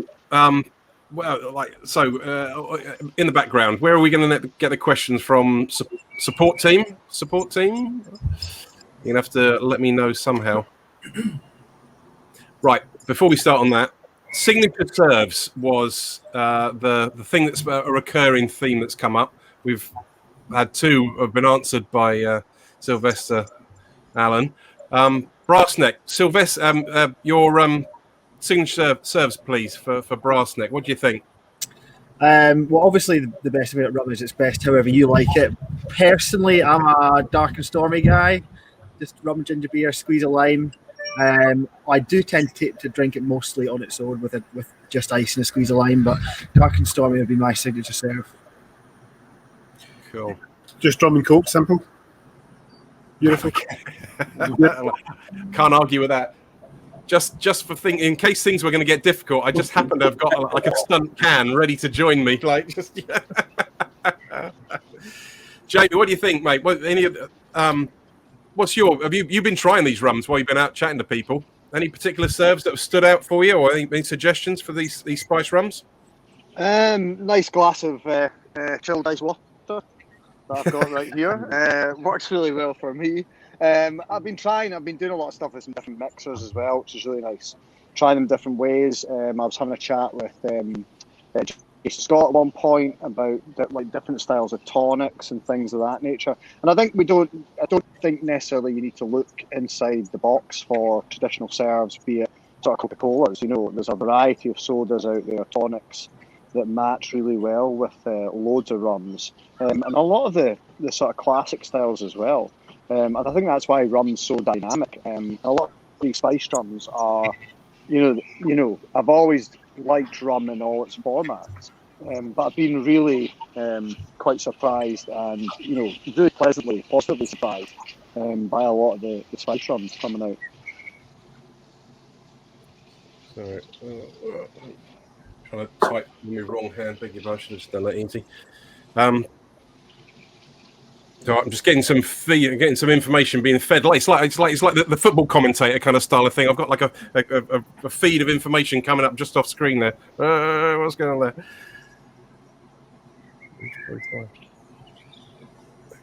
Just it. So we've got what are your rum guilty pleasures? Seems to be a fun question to ask. What? If no one's if you think no one's watching, what do you think you can get away with? I don't mind leading on this because I'm quite happy to say that like a rum cream liqueur, I am all over that, or a big rum and coke. Like I'm all over that stuff, and I don't care what anyone thinks. Well, I don't know. I'll tell you, it's a Cabezon beverage. We've recently been doing a little bit of work with Bonaccord soft drinks, which is like an old school kind of Scottish soft drink producers, kind of been reinvented by the granddaughter of the original producer, and we've picked up some of their soft drinks in the past few weeks, and one that was someone I loved as a kid was the cream soda, and we tried that with the rum, and it went down surprisingly well. That's maybe a slight bit of guilt there. Maybe it shouldn't have went down quite so well. To be fair, I'm going to have to try that. Cream soda was a big favourite menu. Yeah, you should. So all right. Well, while we've got so anyone out there that's kind of watching, please, if you got, we've got the producers together in one place. This is a great time to ask any questions about production or even like where to get it from. It's open floor. Anything, nothing's off the table. Tasting. So maybe we should go and have a little tasting on these ones. So if we've got our tasting packs to hand out there. I guess whether you've got your tasting packs in the garden or not, I don't know. But you can tell us a little about it. So we'll start. I feel like I haven't really talked to you guys at Brassneck as much as I feel like I would like to, or should have done. Maybe you could tell us a little bit about your rum, please, sirs. Yeah, so on the nose, you kind of get. I've actually just finished mine. You kind of get the Tonka. You can always pour another. It's okay. I've got a bottle behind me. This time of night, we're not judging. It's okay. The first thing you have is the first thing you get is the kind of Tonka beans. So Tonka beans are very kind of complex botanical. There's notes of vanilla, kind of cherry, almonds. That kind of comes through initially. To taste, I get things like kind of spiced gingerbread. There's some cacao nibs in there, so there's a little bit of chocolate. You've got citrus as well with orange peel. It's slightly smoky. There's some oak chips in there, and then to finish, there's a little bit of a kind of lingering kind of chocolate orange. That's what I get, but as I say, everyone's different. So, big Tonka bean flavour. Yeah, especially on the nose and then on the palate, which I find really interesting. Why did you come to use Tonka bean? There's been quite a few producers that have started using. I mean, I love it. I think it's amazing. Tantrum Donuts in Glasgow used to do a wee Tonka bean and orange glazed donut, which was just absolutely delicious. And then they took it off the menu. But I'm always wondering why people are using. Why were you using Tonka bean? What's your thoughts behind that? We basically just got really experimental when we developed the recipe. We tried loads of different things. I hadn't actually come across Tonka beans before, We tried so many things. There was things like bee pollen we tried. There was some weird and wonderful ingredients, and we came across tonka beans, and we all just loved it, really. We all just thought, like, that's a flavour we can all kind of really get on board with. There's so much to it. All rums have, the classic rums are just pumped with vanilla. This is almost like a vanilla substitute. It's like, it's got the vanilla notes, but it's a bit more complex than that. So, and there's also an element where, because of the brand, it's quite bold, and it's aspirations what it wants to do as well. So we looked at the tonka beans, and we've seen it's quite bold. It's a delicacy as well, and it's kind of banned in some countries as well. If you have too much of it, can be poisonous. So we love that to go with the brand because it's really out there. It's quite brazen, so it does work really well, and it complements as well the Scottish nettles as well. So altogether, it gives you this unique flavour. Yeah, nice. I must say, I love the brass neck. The brand's cool. Like, very much. I like it. It's interesting how these names come about because it did happen in a pub. We're having many discussions. We had about 500 names. We went through them all, and at the end we kind of went, "This is a bit of a brass neck, isn't it?" Suits itself with a nice bottle with a long neck as well, though. Also, brass neck is almost military, isn't it? Also, it's like the Marines brass neck. You know, I mean, you know, that's what we refer to them as. You know, the brass neck, the brass neck. Yeah. Fantastic. When we were chatting, first of all, I was slightly worried there was going to be a rude name to it, but like, it's okay. I was safe with that, you know. We're finding the spiced rum scene in Scotland is pretty diverse. Yeah, I mean, is there some? Is it a reflection? Is this the primary style, do you think, of Scottish folks? Do they like their rum big and spicy? Is that something we're going to respond to? Is it with if you can compare it to whiskey to a certain degree, because that's what we're all about originally, isn't it? You know, it's but whiskey itself is such a vast range of flavor profiles, doesn't it? So you've got your light and woody side to your dark and smoky stuff. So I guess rum's got to have that identity as well, you know. So you might have your sort of purist kind of golden rums straight up from the Caribbean, no spice, no flavors, but again, it all comes down to personal preference, you know, and it's about what people want and what they like. And I think tried and tested, your spiced. I mean, don't get me wrong, I love a straight golden rum and an aged rum, but again, it's not necessarily like the flavored stuff, because you know there's a lot of sort of cheap, nasty stuff out there as well that kind of are trying to jump on the bandwagon, but. I think all of us are kind of involved in trying to create something that's, although it being flavored, perhaps botanical, spiced, whatever, it's still high quality ingredients, you know. Yeah, so it's not like cutting corners here or anything. We're trying to create something good and rich and also with a bit of a Scottish identity, you know. So it's I think it'll all come down to what everyone enjoys, you know. And a big part of that as well, it's the passion as well you put into it. It's a fun element as well. You want to live and breathe it. And like Freddie said, it's authenticity you put into it as well. And that's part of being Scottish, like you're saying as well. Yeah. It's quite interesting coming from I've done a lot of flavour work and flavour analysis and done a lot of blending, and we're looking at doing our own production. And for me, I think when you saw the early stages of rum and kind of spiced rum, you can't move away from that in Scotland. You know, it's a big part of Scottish culture. You know, I remember drinking spiced rums when I was a kid, and it was the first kind of rums that I really got my hands on. And they've obviously changed over time. And, you know, you talk about guilty pleasures, but, you know, I love coconut rums as well, you know, and used to work for a company which used to produce an amazing coconut rum.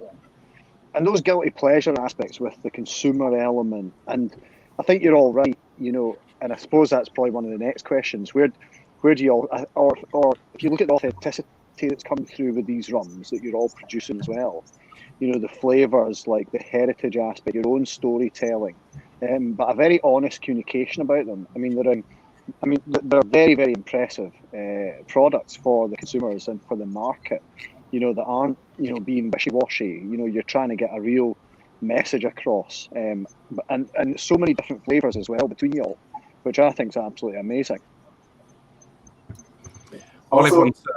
Sorry, Sly. I need to remind people that there are if they are a little bit shy to add the questions to the comments or whatever, that they can catch up with the Spiced Rum box. There's in the exclusive content section on the website. There's full interviews with every brand, and we talk about everything in more detail. But we haven't got like 4 hours to go through all of them right now, so you'll have to do that at your leisure a little bit. But sorry, please carry on, mate. You're just about to say before I cut you off. Well, I was saying also Spiced Rum is a very good way to introduce to, you know, the gin, whatever happened with gin and how it's going right now. It's a good way to introduce them to the rum scene. Like, hey, try the Spiced Rum. It's not gin, but you might find yourself enjoying it with more a larger spectrum of different drinks that you could try it with. So it's a good way to introduce the rum to the gin drinkers, Spiced Rum. In the Caribbean, St. Lucia specifically, we have something called a bacotwe. A bacotwe is a spiced rum. It's literally the rum straight from the still, and you add your spices, your natural spices to it, your basically whatever is laying about that you could use your root, your tree bark, so on and so forth, just to get. That's where spiced rum in St. Lucia originated from, the bacotwe, just to flavor the rum to make it more palatable at that point. But yeah, the spiced rum it's an very old tradition. It goes way beyond the rum scene. That's the rum revival, I should call it. It goes way beyond the rum revival. But it's a very good way to have a good Scottish spice rum with Scottish flavors if we want to get our rum brands out there and get people more involved in our business, in our rum, and get the consumers on board. Are we speaking the right language then by leading with interesting spiced rums? Is this going to be the most inclusive way to bring people in, you think? In the beginning, yes, but we still have to, like earlier on, like Ninefold was saying, you don't want to go all crazy and then you just bombard him with all this sweet, crazy, like no story behind it. Just I have an idea. Let's make a mango because it's Caribbean. Let's not put any thought behind it. Thinking, what is the story behind? Why are we adding mango to this rum? Why are we doing it? And what's the story behind it? It just so that we could then keep rum. We don't want to go. We saw what gin did. Gin went into flavors and they just went bubble, and they went. Whoever's at the top stayed at the top. Whoever just entered cannot get a way in. They're basically done. So we don't want to do that where we just go straight in and we're doing hardcore, just flavors, and real rum is never have a chance to blossom. Because what we're trying to give the people is a good rum with good body, good flavors, good story also. Like the guys from Brassneck, they're using the beans and so on and so forth, and they're using some Scottish herbs and spices. You need to have that. You just don't go out and just be like, yeah, you know what, we should try some passion fruit rum, and then why do you need the passion fruit?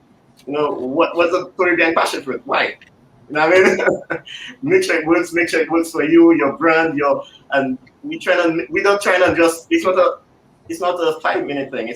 We're not trying to make the rum revival a 2-day thing. We're trying to go forever. We're trying to get people in, and then we're gonna pivot and change and do whatever we like as a Scottish rum brand. I don't know for the other Scottish rum brands there. We're trying to keep them in and say, this is, once you go rum, you never go back. And I guess just to build on that, what I'd say is that, going back to your point, it's the competitor piece. It's about standing out as well. So it's looking at how strong the industry is and seeing how you can be different in that industry as well. It's not just about making a passion fruit rum, like you say. It's making a rum that's going to stand out, that's going to be improved the palate of the Scottish consumers as well, so you can stand out and make a difference for yourself. So I think we're all doing really well. Yeah, and we're all trying to build on the customer base as well. We're not trying to steal customer off each other. We're all trying to make this industry bigger and help it thrive. I think that's one great thing about the rum industry as it is at the moment, because it's all a kind of creativity kind of melting pot. Mm-hmm. But there's such a vast range of flavors that go well with rum. You know, initially you think, like we've already kind of touched on, kind of the rum and coke drinkers. You know, it's like it's opening the eyes of that and saying, oh well, you can drink it with pretty much anything, and then you can look at the vast range of different rums you have. So it's, as far as competition goes, I think as in we're all kind of small rum producers, you know, and we're all creating something very different. So it's great to kind of be able to do it, especially something like this where we can all just sit and have a discussion about it, and the fact that our products are so different. It's albeit in the same genre. It's quite amazing, really, you know. It's great for us as well to kind of, you know, see the faces of the people behind the brands that we all know that we are kind of in the market with. It's obviously great for the customers, the people behind the brands, but it's great for us too. I also think as well, what is it probably, it's more community more than anything else. I think even within the drinks trade, but specifically rum, I think the guys mentioned as well, is nobody's trying to step on anybody's toes or anything. Yeah. I think if you look at, you have to go really deep into it, the fact that we're Scottish rums, I don't think we look into the character that makes us Scottish. And if you look at, for example, sport, for example, it really embodies and brings everybody together. I think having a common goal, that's what we all have. I think that works really, really well for us. It's something we don't really speak about as a Scottish character. We can speak about when we're trying to speak about our products, but all these little things add up to what seems to be a fantastic movement, and will may continue. So there was a question that come in. So we got, are any Scottish distillers considering importing sugarcane? In what form, as frozen juice or whatever, we're not sure, but then using it to sort of produce their own molasses, and I guess not necessarily molasses, maybe a syrup or something from it. Alan, is that something? I mean, you've been making some. You don't seem to be shy at trying new things. Let's put it that way. Well, to be honest, I would probably put that in our head distiller, Tony, he's probably the most creative person in the team. As I said, we were probably 8 guys, all had a common theme, a love for alcohol, and decided to go on this journey. But I think it is. I think how we all started off is very much trial and error. So you can't always rule things out, and you can't sometimes tell why something works and something doesn't. Maybe factoring in different costs as well. All these logistical things. But again, it's very much. I think we're all in. You have an idea. You might make we've got a product called Charlie's Chopper, but it's almost like a raspberry Kraniken, and it's very much a seasonal style of rum. It's completely different from the profile from any of the other stuff that we do, but it's not. We're not building a business purely on that. It's a voyage of discovery, and as I said, sometimes we might look and think, right, that was really good, but we might want to build on that and do something different. So I don't think you can rule anything out. But as I said, then the people that control the money think about logistics and costs and stuff as well. So as I said, voyage of discovery. Very cool. Can we throw it out there? Is anyone considering bringing sugarcane in? Because I think I might just say you'd be mad if you are. How much cane would you have to bring in? But maybe you could use a little bit of it as a blender or something. It is global. It is global, but only if all Scottish producers come together and bring them together. It is global. It is global. But then economically, it doesn't work. It might as well buy the processed product or the dried sugarcane juice and so on and so forth. But yeah, bringing sugarcane, it has a shelf life. Sugarcane has a shelf life. I mean, there is a difficulty with fermentation and travel logistics. I did hear a couple of producers talking about, they were going to think about producing outside of the country and then it would come into the country. And that's obviously, quite a long-term project. I think they're talking maybe 2-3 years away. But I think there's so much innovation as well. It will be interesting to see what everyone starts to do, I think, as you all move on and start to develop as well. I agree. I think we've got. I think the from this time last year to now, the world of Scottish rum has moved on quite a lot. I'm seriously impressed. So we've got. What else have we got on there? So Sylvester, I didn't ask you about your spiced rum. You tell us a little bit about it, please, mate.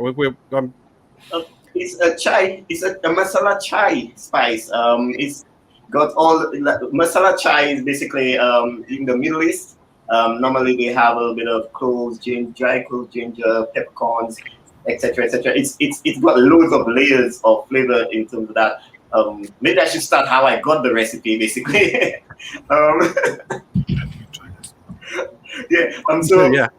So I served in Afghanistan, and I worked with interpreters down there, which were the native people. They there to interpret for us, so we could so they could assist us.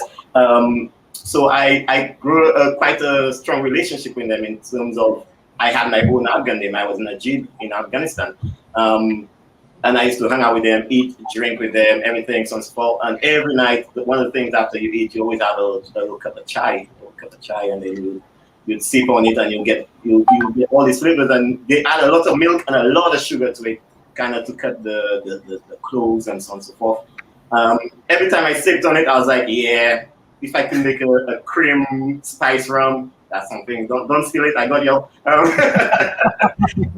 If I could make a cream spice rum with this is gonna be awesome. But I was like, no, just break it down, move some of the cloves about, and so on and so forth, and the cardamom, because cardamom heavy, and so on and so forth. And I was creating, before I even thought of Island Spice as a company, I was already creating a spice rum right there on the battlefield, like just thinking, how can I add rum to this to make this work? So the layers these days, it's got the peppercorn black tea, no vanilla, a little hint of honey. It's got honey in there just so that we could bring out some of the sweetness, because all these other spices are quite dry, and hence the reason why the locals added so much sugar and milk to make it so sweet. So it has a little hint of honey just to bring out a little bit of sweetness out of it, and it's filtered and bottled. So that's it. Amazing. Honestly, all three of these ones are really none of these are what should I say actually. Jacobite, you seem to have got two in there. I know you were buttering up to get two into the box. None of these are particularly sweet, overly sweet. These are nicely balanced products. Yeah, this is a considered product coming to market in pretty much all cases. This is important, I feel. Yeah, I mean, don't get me wrong. I've drunk plenty of Captain Morgan Spiced. Yeah, the early 90s, I got through bottles of that stuff. You know, I don't mind admitting we all start somewhere. But it's like it's how we grow up, I guess, you know, and that's and the story we're telling, you know, to the new wave of people coming through. I kind of it's almost like we want to kind of spend more time with them on the mixology side of it, about how you can use these and how you can make a mixed drink that draws out from, you know, I mean, like the particularly the Tonka, for example, you know, that's got to be a fairly inspirational kind of starting point if you're building a cocktail. Well, more Jamie's side than mine for sure, but true, you think? Yeah, definitely. I mean, it's such a great flavour that's been involved in pastry and cooking, and you know now it's starting to come through. And there is that element, you know, too much of it's banned in certain countries, so you know there's a little bit there's something to fall back on, and there's a little bit of fun towards it. And there is, you know, I think people are, you know, especially through lockdown, people are getting used to different flavors. You know, there's been experimentation, there's been people trying different things.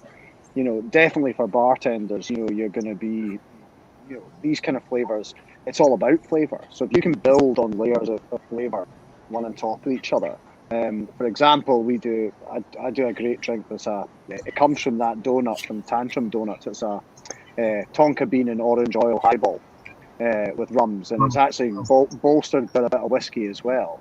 And people go on about, you know, why could you use, you know, a spirit like that matched with a rum? But then, you know, a lot of the time, as we know, people who taste rums or true rums and pure rums, they go, oh, that tastes like a whiskey.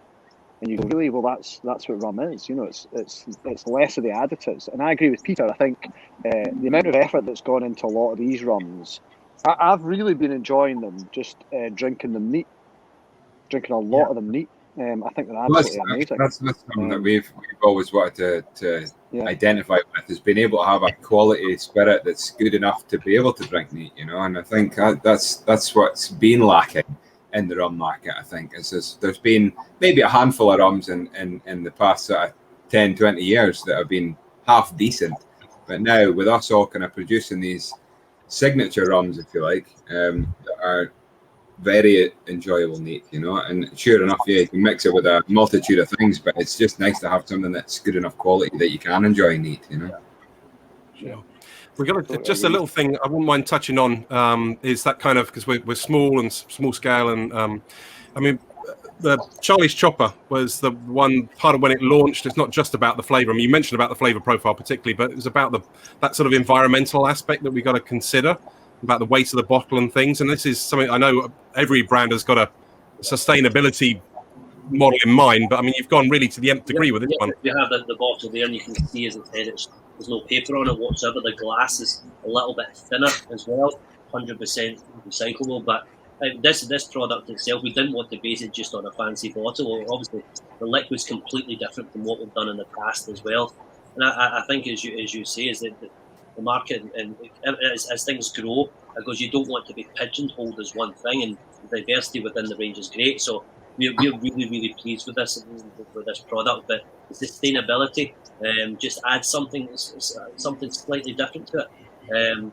But it was funny how the guys at Brassneck mentioned obviously the name thing. I have to be very careful, because obviously, especially in Scotland, chopper can be regarded as something else. So, so I must say that this is actually named, or the concept of the name came from Bonnie Prince Charlie's sword. So I know it's after the watershed, but I don't want any crude interpretations. I have to say, it did kind of like when it came to me, I thought, right, okay, there's a story here to be told. But no, and I have to say, Bonnie Prince Charlie wasn't very high up the list of things I was thinking about. Excellent. But I have to say, I love the sustainability aspect, because obviously when the newer markets come in, when people who are drinking, the kind of younger generations, they're looking at basically how we can look after the environment, look after the earth. So it's a bit of a kind of consideration we need to take on board going forward as well, as a community as well, to see how we can make a difference in that world as well. Yeah, we're looking at kind of reducing all the plastic waste, and even down to the plastic you take off the top of the bottle. We've been speaking to a company that does a biodegradable version, so we'll be converting to that soon, just to make sure that we're not, reducing waste plastic in our products. It's it feels funny. I know Bacardi a while ago sort of talked about their plastic bottle that's biodegradable, and that's a big move on their part to do it. But there's a lot of ground and a lot of cost that smaller brands have to absorb to come up with these details that are really important, because we haven't got a planet B, have we? So maybe they're hoping to get off to Mars, but it's not in my generation anyway. Let's put it that way. So well, congratulations for the hard work and for keeping at it. So I think we've covered all the questions that came in. What I will say, for anyone that's dialing in, we've got this back catalogue of all these pre-recorded ones. Jamie's been having fun chatting to all the people I chatted to last time, so I softened them up, and he took that with a killer blow. So we got all that, so you can enjoy the rum in your box. You can enjoy listening at your leisure. Remember about this time last year, we had some quite tiddly people on board, so hopefully the audience is fully compos mentis at this point, and now ready to enjoy the sounds of what's the thing? It's the hometown sound system, which means we can now drink a rum without fearing about talking to into a microphone, trying to tell a story. We can enjoy some sounds. So take it away backstage, please. Let's have some music. Cheers, guys. Thank you very much for joining us, and to everyone else who dialed in this evening, thank you very much for joining us. Hopefully you'll do it all again tomorrow. Hope you're all enjoying the Scottish Rum Festival. My name's Welshie from Hometown Promotion Sound System. We are an independent reggae sound system in Glasgow, and I'm just here to play you some tunes to lead out for the first half of the Scottish Rum Festival. Hope you enjoy.